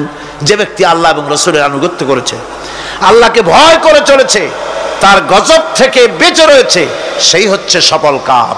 সফল কাম মানে কি? কিয়ামতের দিন আল্লাহ পাক তাদেরকে জান্নাত দান করবেন। আল্লাহ পাক তাদেরকে কিয়ামতে কি দিবেন? জান্নাত দিবেন, চিরস্থায়ী শান্তির জায়গা, সেই জান্নাত লাভ করা যাবে। আজ ইবাদতের এই যে গুরুত্বপূর্ণ ইবাদত, এই ইবাদতের ভুল অর্থ সমাজের ভিতরে ছড়িয়ে আছে। সাধারণ মানুষও ভুল করেছে, অসাধারণ মানুষেরাও ইবাদতের ভুল অর্থ করে ভুলের মধ্যে নিমজ্জিত আছে বিরাট সংখ্যক লোকেরা। সাধারণ মুসলমানেরা তারা যে ভুলটা করলো ইবাদতের অর্থ করতে গিয়ে, সেটা হলো এই, সাধারণ লোকেরা মনে করলো কয়েকটা অনুষ্ঠানের নাম হচ্ছে ইবাদত, নামাজ, রোজা, হজ, যাকাত, সাদকা, ফিতরা, এর নাম হলো ইবাদত। অনুষ্ঠান শেষে তারা নিজেদেরকে স্বাধীন মনে করলো। তারা আল্লাহ পাকের প্রত্যেকটি আইনের ধারাকে লঙ্ঘন করলো। বছরে একবার রোজা রেখে, বছরে 1 মাস রোজা রেখে মনে করলো ইবাদত শেষ। 5 ওয়াক্ত নামাজ পড়ে মনে করলো ইবাদত শেষ। আমি প্রশ্ন করি, 5 ওয়াক্ত নামাজের নামই যদি হয় ইবাদত, 5 ওয়াক্ত নামাজের নামই ইবাদত, এটাই যদি হয়, তাহলে 5 ওয়াক্ত নামাজ পড়তে সময় লাগে কত? উজু টুজু করে বড় জোর 1-1.5 ঘন্টা সময় লাগে 5 ওয়াক্ত নামাজ পড়তে। তো এর নাম যদি হয় ইবাদত, তার অর্থ কি দাঁড়াবে? অর্থ দাঁড়াবে আপনি 24 ঘন্টার ভিতরে 1 থেকে 1.5 ঘন্টার জন্য আল্লাহর গোলাম, বাকি 22 ঘন্টার জন্য শয়তানের গোলাম হতে কেউ রাজি আছেন? রোজার নামই যদি হয় শুধু ইবাদত, তাহলে তার অর্থ দাঁড়াবে বছরের ভিতরে 1টা মাসের জন্য আপনি আল্লাহর গোলাম, আর 11 মাসের জন্য শয়তানের গোলাম হতে কেউ রাজি আছে?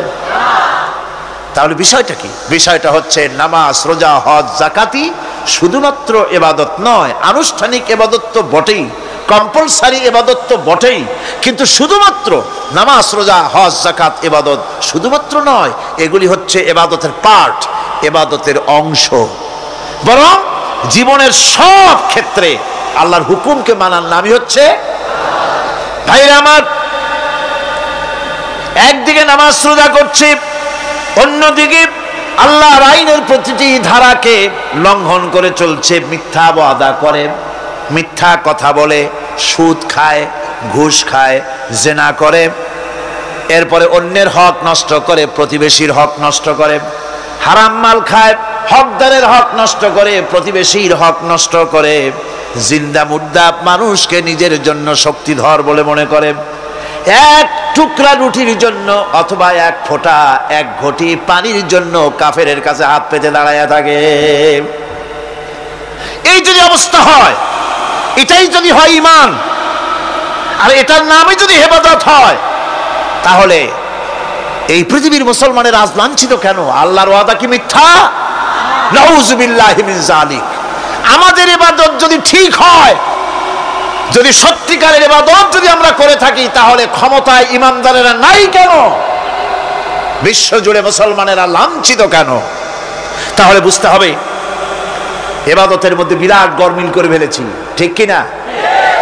লক্ষ্য করুন, যেই লোকটা হজ করতেছে, উমরা করতেছে, নামাজ পড়তেছে, মসজিদ মাদ্রাসায় চাঁদা দিতেছে, ওই লোকটি আবার ব্যাংকের থেকে সুদের টাকা নিয়ে ব্যবসা চালাইতেছে। ব্যবসা ঠিক রাখার জন্য, ইনকাম ট্যাক্স ফাঁকি দেওয়ার জন্য ব্যবসায়ীরা 2 ধরনের 3 ধরনের খাতা মেনটেন করছে। কথা ঠিক কিনা? মিথ্যা কথা বলছি, ঘুষ দিতেছি, বেশি করে বিদ্যুতের বিল যাতে না আসে সেজন্য যারা বিদ্যুৎ লাইনে আছে তাদেরকে পয়সা দিয়ে ম্যানেজ করতেছে, ঠিক কিনা? আমি পার্লামেন্টে বলেছি বিদ্যুৎ বাইরের থেকে আনতে হবে না, ঘুরে ঘুরে আবার বিদ্যুতের কথা আসলো। বিদ্যুৎ আনা লাগবে না, কারণ আমার দেশের চাহিদা হচ্ছে 2500 মেগাওয়াট, সেখানে 1800 মেগাওয়াট আমাদের আছে। আরেকদিকে 4টা বিদ্যুৎ প্রকল্প বন্ধ হয়ে আছে। ওই 4টি বন্ধ হওয়া প্রকল্প যদি চালু করা যায়, তাহলে 2900 মেগাওয়াট বিদ্যুৎ উৎপাদিত হতে পারে বলে বিশেষজ্ঞরা বলেছেন। তাহলে আমাদের উদ্বৃত্ত 400 মেগাওয়াট থেকে যাবে। এইটাকে বাইরের থেকে আনার কোনো দরকার নাই। বিদ্যুতের অপচয় বন্ধ করুন, বিদ্যুতের চুরি বন্ধ করেন। মিল কল কারখানা যাদের আছে, লক্ষ লক্ষ টাকা বিদ্যুৎ বিল হয়, কিন্তু লাইনম্যানদের সঙ্গে ম্যানেজ করে গভর্নমেন্টকে ফাঁকি দেওয়া হচ্ছে, ঠিক কিনা গো? তোমার নামাজের দাম কি? তোমার হজের 4 পয়সা দাম নাই। তুমি রাষ্ট্রকে ফাঁকি দিয়েছো, তুমি জনগণকে ফাঁকি দিয়েছো, তুমি দেশের শত্রু। টেলিফোনে বিল হাজার হাজার টাকা, লাখ টাকার বেশি বিল হয়, লাইনম্যানের সঙ্গে ম্যানেজ করে 500, 700, 2000 টাকা দিয়ে সারিয়ে দেয়, ঠিক কিনা? এরা জাতির শত্রু, দেশের শত্রু। এদেরকে ফায়ারিং স্কোয়াডে নিয়ে ব্রাশ ফায়ার করে উড়ায় দেওয়া উচিত। এরা দেশের দুশ্মন। আজ সিস্টেম লসের নাম দিয়া বিদ্যুৎ চুরির আরেক ব্যবস্থা করা হয়েছে। সিস্টেম লস করে ওনারা নিজেরা, আর এর ভোগান্তি জনগণকে করতে হয়। কসাইয়ের মতো ছুরি দিয়া জবাও করে জনগণের কাছ থেকে সিস্টেম লসের চার্জ আদায় করা হয়। আমি পার্লামেন্টে বলেছি, মাননীয় স্পিকার, সিস্টেম লস এই নামটা উঠায় দেন, এই প্রথা বন্ধ করে দিন। বিদ্যুৎ ধার করা লাগবে না, আল্লাহ আমাদের দেশে যথেষ্ট দিছে, কোনো জিনিসের অভাব নাই। এখানে গ্যাস আছে, তেল আছে, বিদ্যুৎ আছে, পাট আছে, চা আছে, নাই কি? অন্তত 8.5 কোটি টাকার কাগজ গুদামের মধ্যে বন্দী হয়ে আছে। ভারতকে খুশি করার জন্য সে দেশ থেকে কাগজ এনে খবরের কাগজ ছাপানো হচ্ছে, আর 8.5 কোটি টাকার কাগজ নষ্ট হয়ে যাচ্ছে, আমার দেশের কাগজ। সুতরাং বলতেছিলাম একথাই বলতেছিলাম যে ঈমান আল্লাহর গোলাম হতে হলে ভুল করে বসেছি ইবাদতের অর্থ করতে, শুধু নামাজ, রোজা, হজ, যাকাত, মাজারে কিছু চান্দা দেওয়া, আগরবাতি, মোমবাতি, চাদর একটা দিয়া, পীর সাহেবের 10,000 টাকা চান্দা দিয়া, মোছে তেল মাইখা দাঁত বাইর করে হাসে। বেহেশতে তো গেছি, আর দেরি কত? বেহেশত তুমি যাবা, এত সহজ? দেশকে ফাঁকি দিছো, দেশকে ফাঁকি দিয়েছো, জনগণকে ফাঁকি দিয়েছো, নিজের মেয়েকে ফাঁকি দিয়েছে। বিবাহের সময় টাকা পয়সা দিয়া বিবাহ টিবাহ করায় দিল। ব্যবসা, ধানি সম্পত্তি, বাড়ির সম্পত্তি সব ছেলেদেরকে দিয়ে দিল, মেয়েটারে ফাঁকি দিয়ে দিল। দেয় না এরকম? ফুপুকে ফাঁকি দিল, বোনকে ফাঁকি দিল।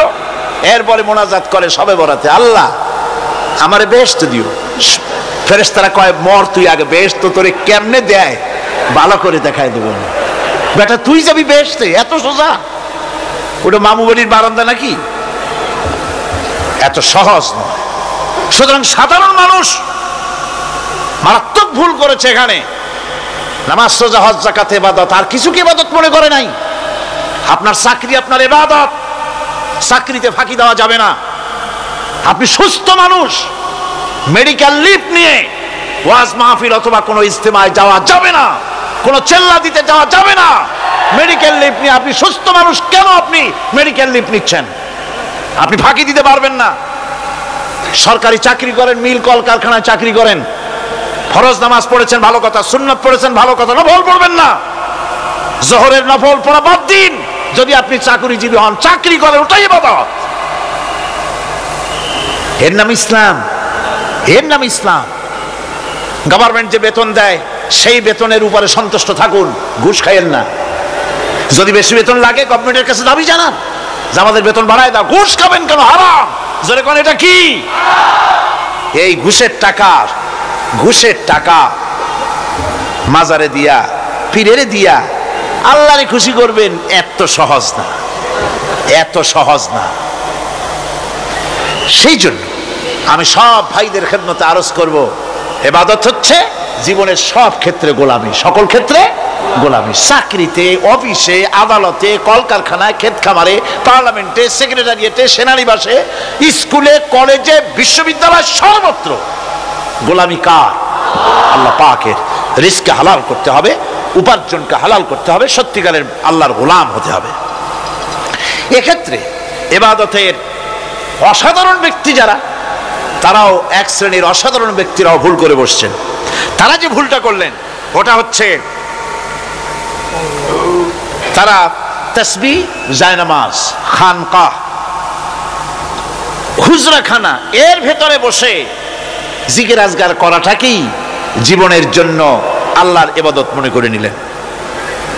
আল্লাহর বান্দারা যখন অনাচার ব্যভিচারে লিপ্ত, আল্লাহর আইনের পরিবর্তে যখন মানুষের তৈরি করা আইন চলছে, চেচনিয়া বসনিয়া যখন মানুষদেরকে জবাও করা হচ্ছে, বসনিয়ার মুসলমান সন্তানদেরকে যখন জবাও করা হয়, কাশ্মীরের স্বাধীনতাকামী মুসলমানদের অধিকার হরণের জন্য তাদের উপরে যখন বন্য হায়নার মতো পশুর মতো যখন ভারতীয় শত্রু সৈন্যরা যখন হামলা চালায়, সোমালিয়ার মানুষগুলি যখন না খেয়ে তাদের হাড় পাঁজরার হাড়গুলি যখন বেরিয়ে যায়, তখনও যদি আপনি খানকার ভেতরে থেকে তসবিহ পড়েন আর তাহাজ্জুদের নামাজ পড়ে কপালে দাগ লাগান, এই অন্যায়ের বিরুদ্ধে যদি সোচ্চার না হন, আপনার এই তসবির কোনো দাম নাই।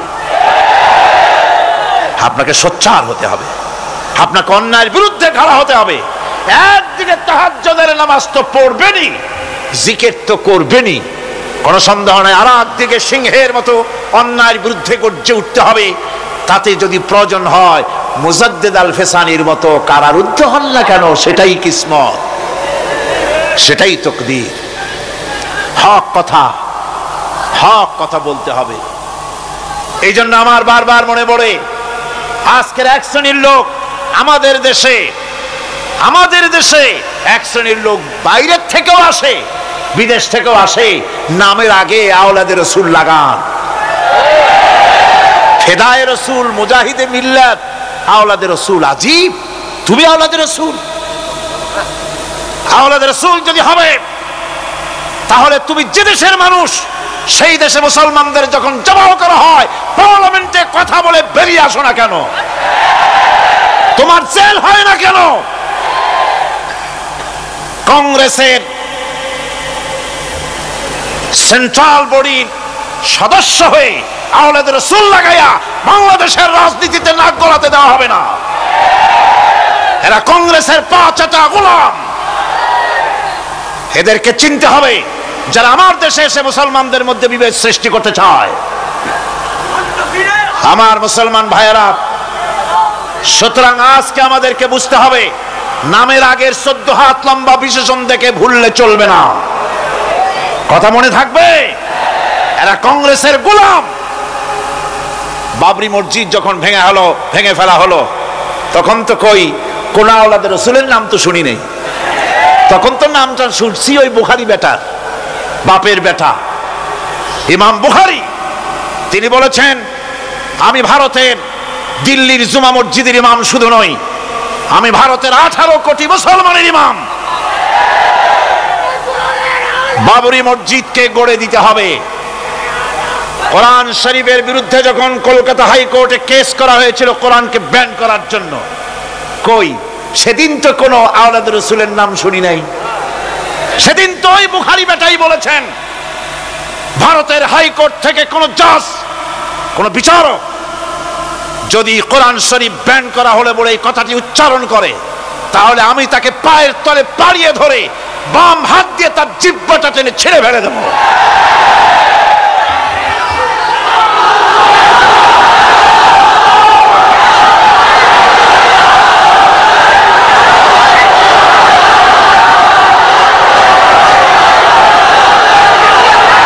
বন্ধুগণ, সুতরাং আমাদেরকে বুঝতে হবে, বসুন, বেয়াদবি করবেন না, বসেন। আমাদেরকে বুঝতে হবে, খানকায় শুধু জিকির আজগার করলেই চলবে না। হযরতে শাহজালাল রহমতুল্লাহ আলাইহি এক হাতে ছিল তরবারি, আর এক হাতে ছিল কোরআন। লড়াই করেছেন। হযরতে শাহ মখদুম, হযরতে খান জাহান আলী, হযরতে খাজা মুঈনুদ্দিন চিশতি আজমেরি রহমতুল্লাহ আলাইহি, হযরতে মুজাদ্দিদ আল ফিসানি রহমতুল্লাহ আলাইহি। মুরিদের বাড়ি জম্মের খাওয়া খাইয়া পেটটা কুমিরের মতো বড় করে নাই, জেল খেটেছে হক কথা বলতে গিয়ে। বাপের বেটা হও, নিজের দেশে কথা কও।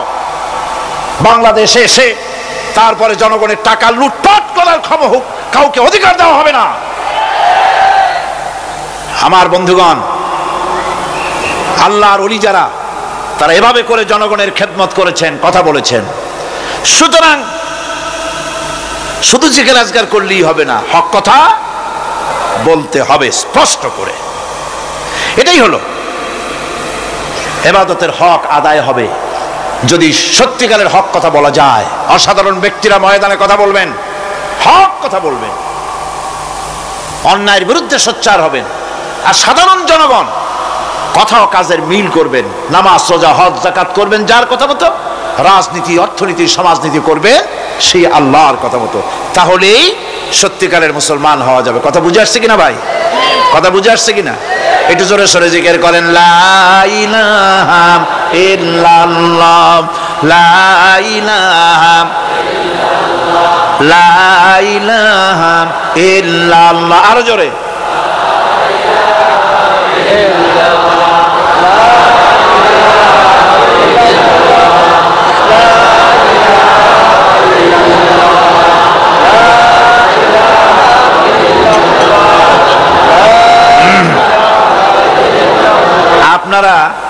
আপনারা যদি মাথা উঠাইয়া দেখতে থাকেন তো কি দেখবেন? মানুষের মাথা টুপি ছাড়া তো কিছুই দেখা যাবে না।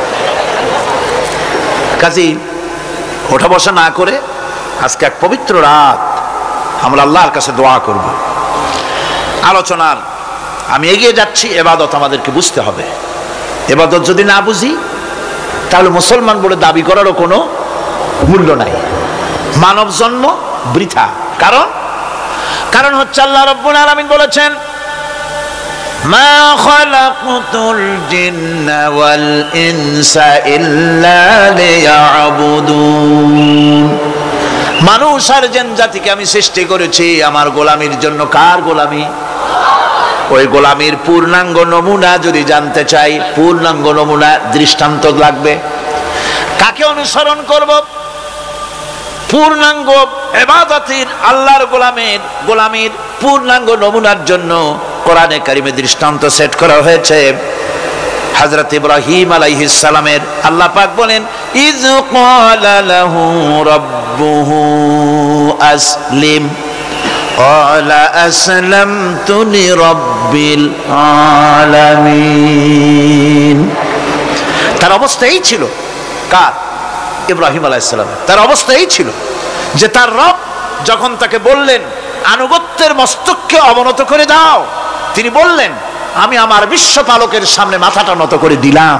সুবহানাল্লাহ। কোন শর্ত ছাড়াই মাথা নিচু করে দিলাম। এই পন্থায় তিনি যে পন্থাটা অবলম্বন করেছিলেন, এই পন্থায় চলার জন্য তার সন্তানদেরকেও তিনি হুকুম করেছিলেন। ووصى بها إبراهيم ببنيه ويعقوب يا بني إن الله اصطفى لكم الدين فلا تموتن إلا وأنتم مسلمون। ইয়াকুব এবং ইব্রাহিম আলাইহিস সালাম তার সন্তানদেরকে এই উপদেশ দিয়েছিলেন যে তিনি বলেছিলেন, হে আমার সন্তানেরা, আল্লাহ ছাড়া তোমাদের জন্য আল্লাহ পাক এই দ্বীনকে মনোনীত করেছেন। আল্লাহ পাকের আনুগত্য করবে, তার দ্বীনের প্রতি সারেন্ডার করবে। আর খবরদার মুসলমান না হয়ে যেন তোমরা মরে যেও না। আমৃত্যু মুসলমান অবস্থায় থাকবে, অর্থাৎ মৃত্যু পর্যন্ত থাকবে কি অবস্থায়? মুসলমান অবস্থায়। أم كنتم شهداء إذ حضر يعقوب الموت إذ قال لبنيه ما تعبدون من بعدي। ইয়াকুব আলাইহিস সালাম তার মৃত্যুর সময় জিজ্ঞেস করেছিলেন, ও আমার সন্তানেরা, আমার মৃত্যুর পরে তোমরা কার ইবাদত করবে, কার গোলামি করবে? তারা জবাব দিলেন, قالوا نعبد إلهك وإله آبائك إبراهيم وإسماعيل وإسحاق إلها واحدا ونحن له مسلمون। নিঃসন্দেহে আমরা ইবাদত করব, গোলামি করব আপনার রবের, আপনার পিতার রবের, এবং আল্লাহর ইবাদত করব।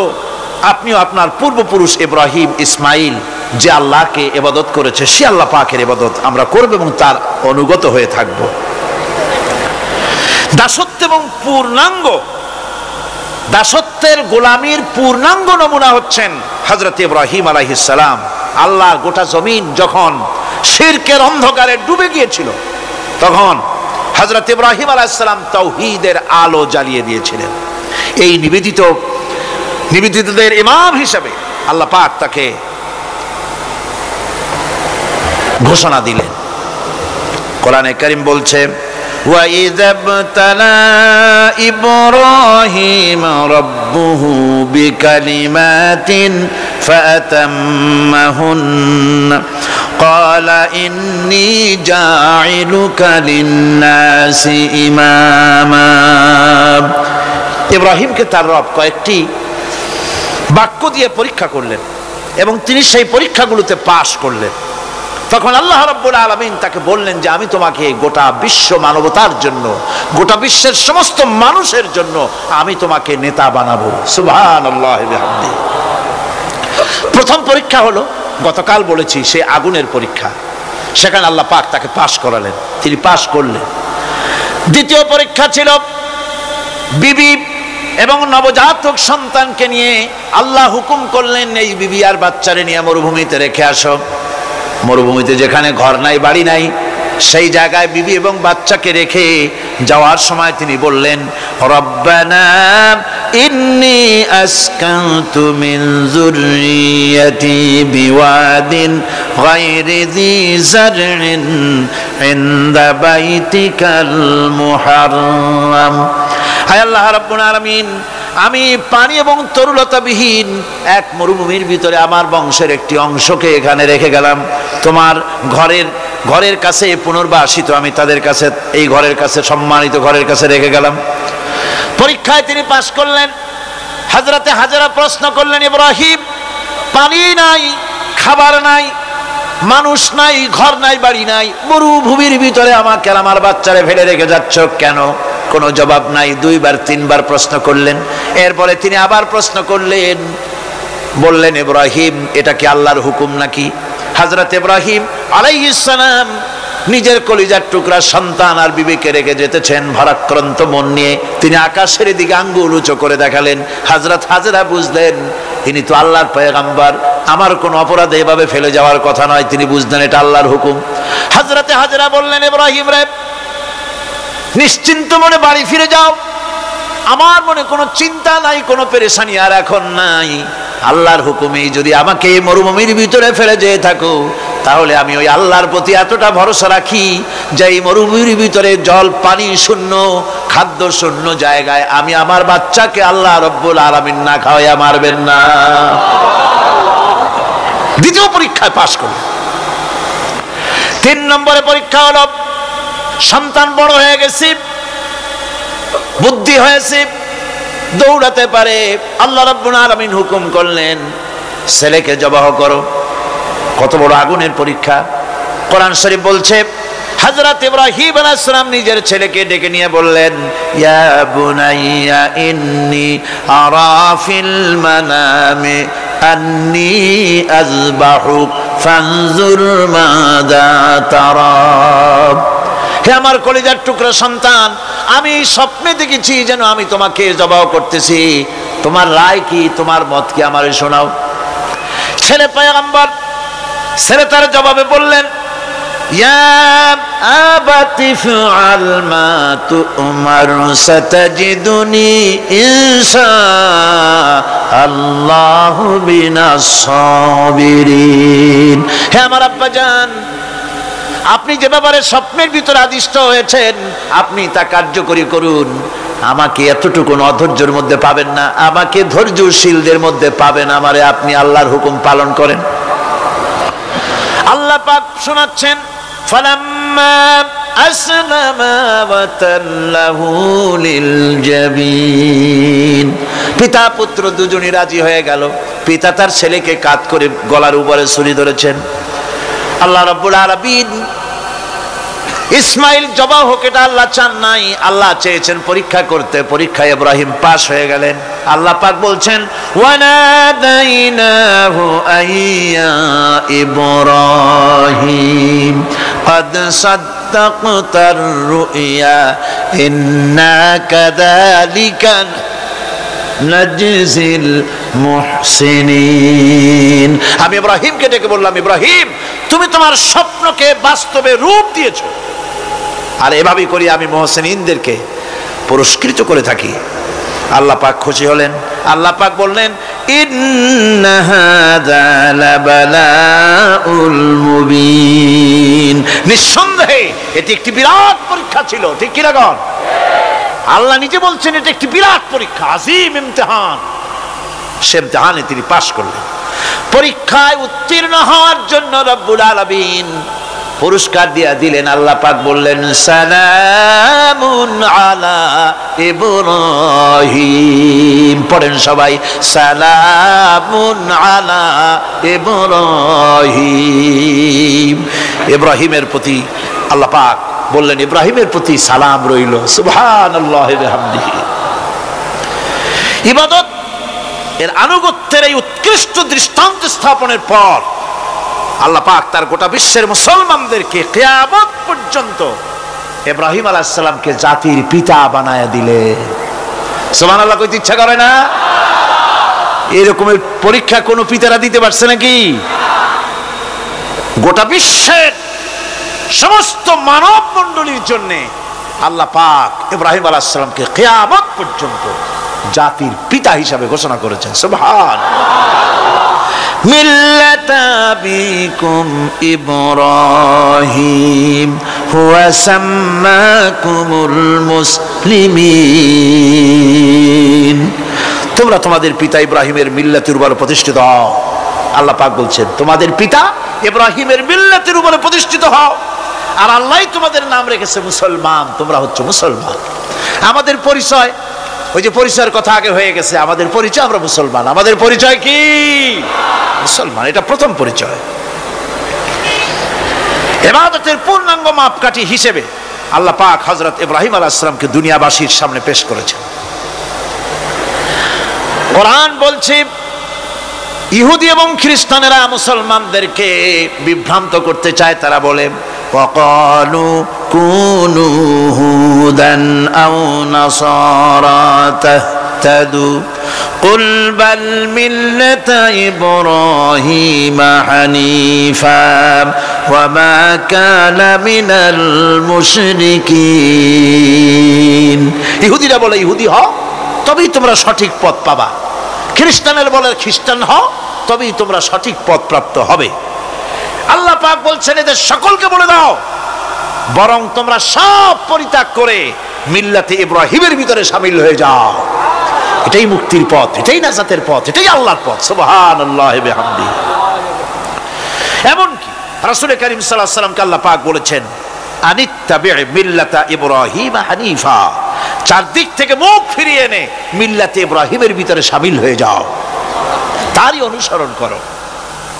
রাসূল কারীম সাল্লাল্লাহু আলাইহি ওয়াসাল্লাম ইবাদত বা আনুগত্যের সর্বোৎকৃষ্ট নমুনা হওয়ার কারণে ইব্রাহিম আলাইহিস সালাম সম্পর্কে হুজুর বলেছেন, ইন্না ইব্রাহিমা খায়রুল বারিয়া, রাওয়াহু মুসলিম। হুজুর সাল্লাল্লাহু আলাইহি ওয়াসাল্লাম বলেছেন, ইব্রাহিম হচ্ছেন জগতের সর্বোত্তম ব্যক্তি। সুবহানাল্লাহ। সুতরাং আমাদেরকে ইবাদতের নমুনা হিসেবে ইব্রাহিম আলাইহিস সালামকে মানদণ্ড হিসেবে দেখতে হবে যে কিভাবে তিনি সারেন্ডার করেছিলেন আল্লাহ পাকের দরবারে। এখন আমি আপনাদের সামনে বলতে চাই, মানুষের জীবনে সবচাইতে বড় দুটি চাহিদা আছে। একটা হচ্ছে খাদ্য, আর একটা হচ্ছে নিরাপত্তা। একটা খাদ্য, আর একটা কি? নিরাপত্তা। পেট ভরে খাইতে চাই, আর চোর ডাকাতের উপদ্রব থেকে নিরাপত্তা পেতে চাই। আইন শৃঙ্খলা পরিস্থিতির উপরে যখন পার্লামেন্টে আলোচনা হচ্ছিল, আমি তখন বলেছি, মাননীয় স্পিকার, আমার দেশের সাধারণ ভোটারদের বড় কোনো আশা আকাঙ্ক্ষা নাই। তারা কোনোদিন বলে না যে আমাদের গুলশানে বাড়ি দিতে হবে সকলের, আমাদেরকে মঙ্গল গ্রহে অফিস বানায় দিতে হবে, পাঁচেরও গাড়ি দিতে হবে। এগুলি তারা দাবি করে না। যারা ভোট দেয়, কষ্ট করে, মিছিল করে, এই সাধারণ জনগণের দাবি হচ্ছে মিনিমাম দাবি, খুবই কম। তাদের দাবি হলো মোটা সুতার কাপড় চাই ইজ্জত ঢাকার জন্য, পেট ভরে খেতে চাই, পোলাও কোরমা বিরিয়ানির দরকার নাই, আর আশ্রয়ের জন্য ছোট্ট একটু ঘর চাই, চোর ডাকাতের উপদ্রব থেকে নিরাপত্তা চাই। কথা ঠিক কিনা? আমি বললাম স্পিকার সাহেব, আজ পর্যন্ত যতগুলি গভর্নমেন্ট এসেছে বাংলাদেশে, প্রত্যেকটি গভর্নমেন্ট আমার দেশের জনগণের এই ন্যূনতম দাবি, এই আশা পূরণ করতে ব্যর্থতার পরিচয় দিয়েছে। কেউ পারে নাই। যারাই গেছে তারাই তাদের নিজেদের আখের গোছাবার চেষ্টা করেছেন। সব নিজেকে নিয়ে ব্যস্ত, নিজের লোকদের নিয়ে ব্যস্ত, জনগণ নিয়ে চিন্তা নাই। সুতরাং মানুষের চাহিদা হচ্ছে খাদ্য আর নিরাপত্তা। আমরা কি খাদ্য আর নিরাপত্তা সত্যি কি চাই? চাই। খাদ্য যদি চাই ক্ষুধার সময়, নিরাপত্তা যদি চাই ভীতির সময়, আল্লাহ রাব্বুল আলামিন বলেন কোন গভর্নমেন্ট দিতে পারবে না, দুনিয়ায় কেউ দিতে পারে নাই, পারবেও না। ক্ষুধার সময় যদি খাদ্য চাও, ভীতির সময় যদি নিরাপত্তা লাভ করতে চাও, তাহলে ফালইয়াবুদু রাব্ব হাযাল বাইত, এই ঘরের মালিকের ইবাদত কর। কোন ঘর? কাবা ঘর। বলেন কোন ঘর? কাবা ঘর। কাবা শরীফের মালিকের ইবাদত কর। তাহলে কি হবে? আল্লাযী আত'আমাহুম মিন জু'in ওয়া আমানাহুম মিন খাউফ। এই ঘরের মালিকের ইবাদত যদি করো, তাহলে ক্ষুধার সময় তিনি তোমাদেরকে খেতে দিবেন, আর ভীতির সময় তিনি তোমাদের নিরাপত্তা দান করবেন। হে ওয়াদা কার? চিল্লায় বলেন ওয়াদা কার? আল্লাহ পাকের ওয়াদা বিশ্বাস হলো না, এমনই পোড়া কপালের মুসলমান। নির্বাচন যখন আসলো, সলিমউদ্দিন সাহেব আসতেন মঞ্চের উপরে, পরিচয় করানো হচ্ছে। এত আপনারা যার বক্তৃতা শোনার জন্য দ্বিপ্রহরের রৌদ্রে কষ্ট করতেছিলেন, এখন সেই সংগ্রামী জননায়ক, বিপ্লবী সন্তান, তিনি এখন আপনাদের সামনে বক্তব্য রাখবেন। উনি দাঁড়ায় বললেন, ভাইয়ারা আমার, বোনের আমার, আমি এবার বোতল মার্কা বাক্স নিয়ে দাঁড়াইছি, আমারে সকলে মিলে ভোট দেন। এবার যদি ক্ষমতায় যেতে পারি, না খাইয়া কেউ মরবেন না, কিন্তু কি খাইয়া মরবে তাও কয় না। মানুষেরা এই কথাগুলি বিশ্বাস করলার সমানে ভোট দিল। হায় রে কপাল! আল্লাহ বললেন আমার ইবাদত কর, আমার গোলামি কর জীবনের সব জায়গায়, তাহলে ক্ষুধার সময় খাইতে পারবি আর ভীতির সময় নিরাপত্তা পাবি। আল্লাহর কথাটা বিশ্বাস হইল না। এই নামাজ পড়ার মুসলমানের দাম আছে, কম দাম আছে? এ রোজা খাওয়ার দাম আছে?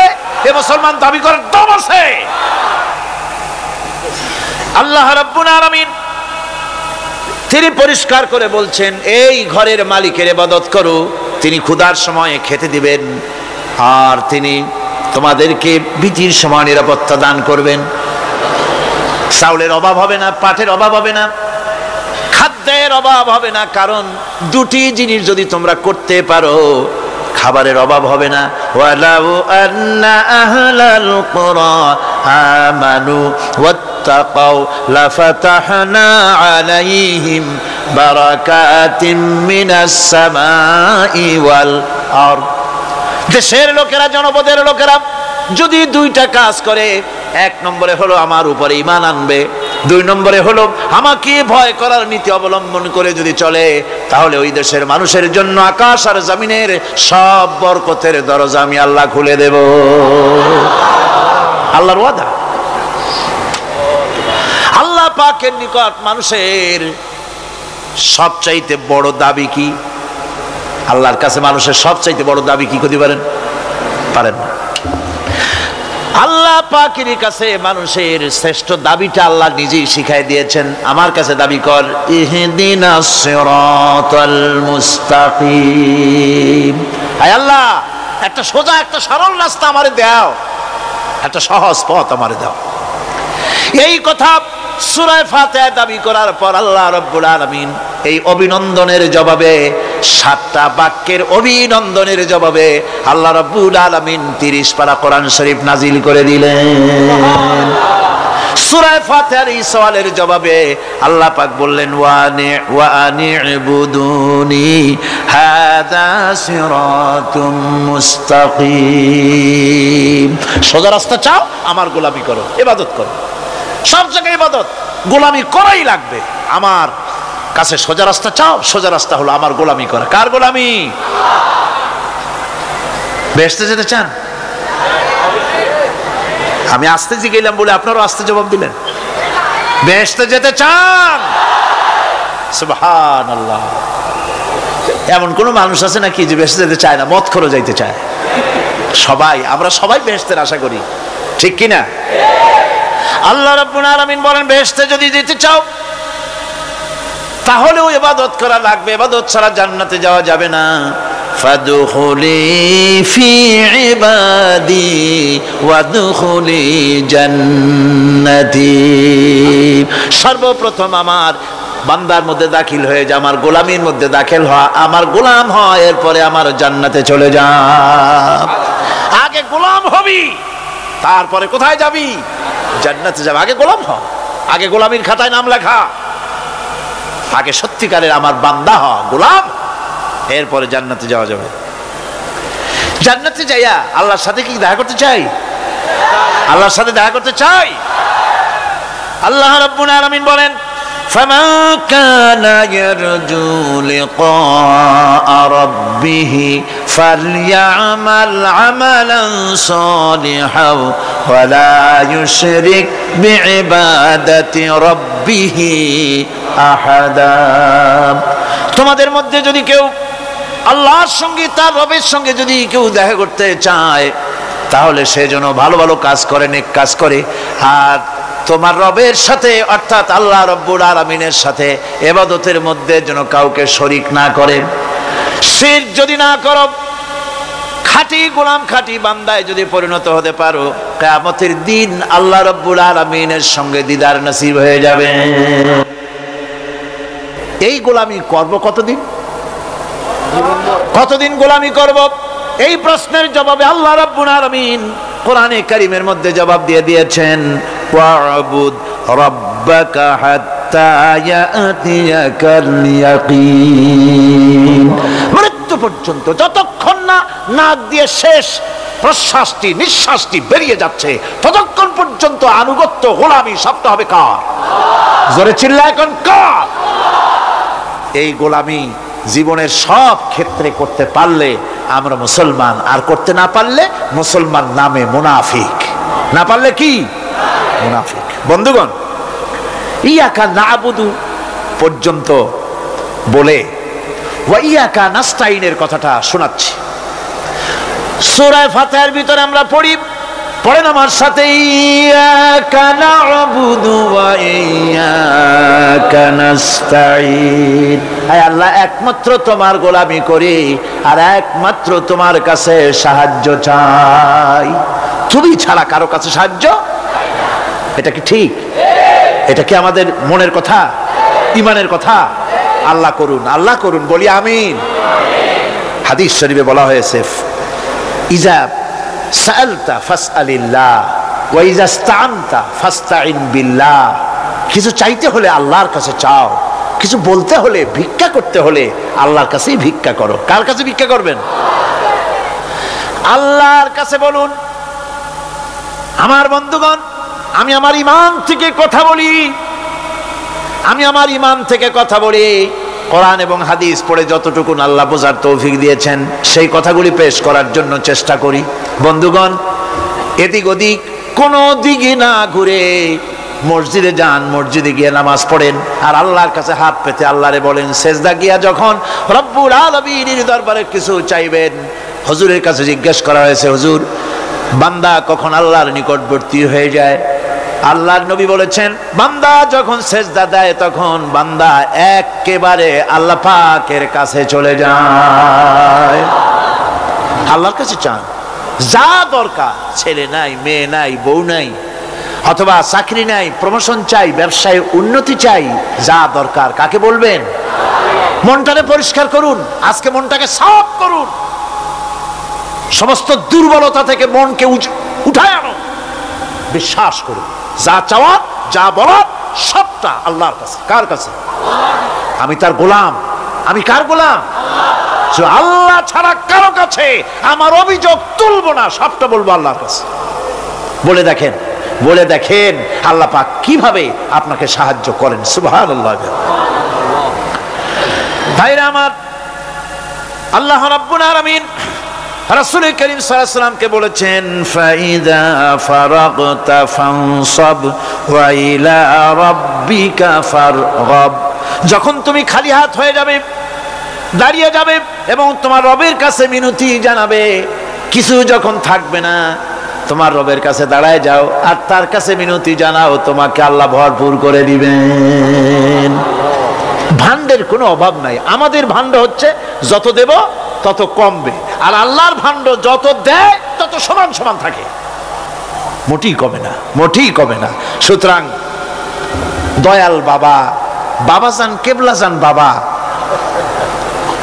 কি যে কবে আর কি করবে দিশা করতে পারে না। গান বাজনা, তারপরে গোসল শরীফ, কি জানি হাবিজাবি শরীফ, কোন শেষ বেদাত দিয়ে ভরে গেছে। এগুলি বিশ্বাস করবেন না, বিদআত খারাফা, এর সাথে মুসলমানের কোনো সম্পর্ক নাই। গান বাজনার সাথে মুসলমানের কোনো সম্পর্ক। হাতে কতগুলো ঢোল নিয়ে তারপরে মাজারের কাছে গিয়ে ঢোল বাজায়, কবরের কাছে, মাথায় কতগুলো চুল, দাঁতে ময়লা, মোষগুলা ঠোঁট দুইটা ঢাইকিয়া দাড়ির কাছে এসে পড়ছে। হায় হায় রে, এই রকমের মোষ আমি মাঝে মধ্যে চিন্তা করি যে দই খায় কেমনে এরা, গাঁজা মদ খাইয়া এগুলো মাজার মধ্যে গিয়ে পড়ে থাকে। আর কি জানি আছে ওইটারে ঘষে এগুলো, আর বলে মদিনা যাব কেমনে, মদিনা যাব কেমন। তুই মদিনা যাবি কেমনে? মদ খেয়ে গাঁজা খেয়ে তুই যাবি মদিনায়? একটা কথা হইল? তোর নাপাক কদম আল্লাহ পাকের আরদে মুকাদ্দাসে উঠতে পারে না। বদকার, জিনাকার, শারাবি, কাবাবি, আল্লাহ পাকের নাফরমান, কতগুলা শালু কাপড় গায়ে দিয়া মাথায় কতগুলো চুল রাখিয়া তারপরে গ্রামের নামে শরীফ। আশ্চর্য কথা, এই গ্রামের নাম শরীফ, ওই গ্রামের নামের মাথায় গিয়া শরীফ। শরীফ তো মক্কা শরীফ, মদিনা শরীফ, কোরআন শরীফ, হাদিস শরীফ। আর শরীফের দরকার নাই। শরীফের জাত মারছে গ্রামে গ্রামে শরীফ লাগাইয়া, কর্ণফুলী শরীফ, চন্দ্রকোনা শরীফ। আশ্চর্য কথা, শরীফ শব্দের একটা ইজ্জত থাকা উচিত, ঠিক কিনা কন? আপনাদেরকে সতর্ক হতে হবে। আনুগত্য এবং গোলামি সকল ব্যাপারে আল্লাহ পাকের করতে হবে, চাইতে হবে কার কাছে? আল্লাহর কাছে। আমার এই কথা আপনাদের মনে আছে কিনা জানি না, সম্রাট শাহজাহানের সময় এক ফকির, এক ভিক্ষুক ভিক্ষা করে বেড়াতো। 70-80 বছর বয়স হয়ে গিয়েছে। এক লোক বলছে, সারা জীবন তো তোমার ছোটবেলা থেকে ভিক্ষা করতে দেখলাম। সে বলল, মানুষের দেয় তো 2 পয়সা 1 পয়সা, ভিক্ষা ছাড়া করবোটা কি? লোকটি বলল, তোমার একটা পরামর্শ দেই, একদিন সম্রাটের কাছে গিয়ে যে দেখো, একবারে যা দেবে খাইয়া কুলাইতে পারবে না। সম্রাট শাহজাহান কোথায় আছে এখন? দেখো গিয়া মসজিদে আছে। লোকটি মসজিদের বাইরে গিয়ে দেখে সম্রাট একা হাত তুলে বসে আছে, চোখ থেকে পানি পড়তেছে দর দর করে, দাড়ি ভিজে জামায় পড়তেছে। বহুক্ষণ দাঁড়িয়ে আছে। এরপরে সম্রাট তার মুনাজাত শেষ করে বেরিয়ে আসছেন। ফকিরের সঙ্গে দেখা। ফকির বলল, আসসালামু আলাইকুম। তিনি বললেন, ওয়ালাইকুম আসসালাম রাহমাতুল্লাহ। ফকির রওনা করেছে। বাদশাহ বলছে, তুমি তো একজন ভিক্ষুক মানুষ বলি মনে হয়, আমার কাছে তো কেউ কিছু না চাইয়া যায় না, তুমি যে কিছু না চেয়েই চলে যাচ্ছ। ভিক্ষুক বলছে, জাহাপানা, সত্যি কিছু চাইতে এসেছিলাম আপনার কাছে, কিন্তু আপনার অবস্থা দেখে আমার জ্ঞানের চোখ খুলে গেছে। আমি দেখতে পেলাম আমি যে সম্রাটের কাছে ভিক্ষা চাইতে আসলাম, আমি তো শুধু তাকায় আছি, আমি তো কান্দি না, বরং আমি যার কাছে চাইতে এসেছি তিনি আমার চাইতে আরো নগণ্য ভিক্ষুকের মতো হয়ে কার কাছে যেন হাত পেতে চোখের পানি ফেলে কান্দে। মনে মনে ভাবলাম, সম্রাট কান্দে যে সম্রাটের কাছে, ওই আল্লাহ ছাড়া জীবনে কারো কাছে কিছু চাইব না। আল্লাহর কাছে চাওয়ার অভ্যাস করুন। তিনি দিতে পারেন, সবকিছু তার আছে। এই বিশ্বাস মনের ভিতরে জমাতে হবে, তাহলেই সত্যিকারের মুসলমান আমরা হব। আল্লাহ পাক সত্যিকারের গোলাম আমাদেরকে বানাবেন। আমরা বলি আমিন।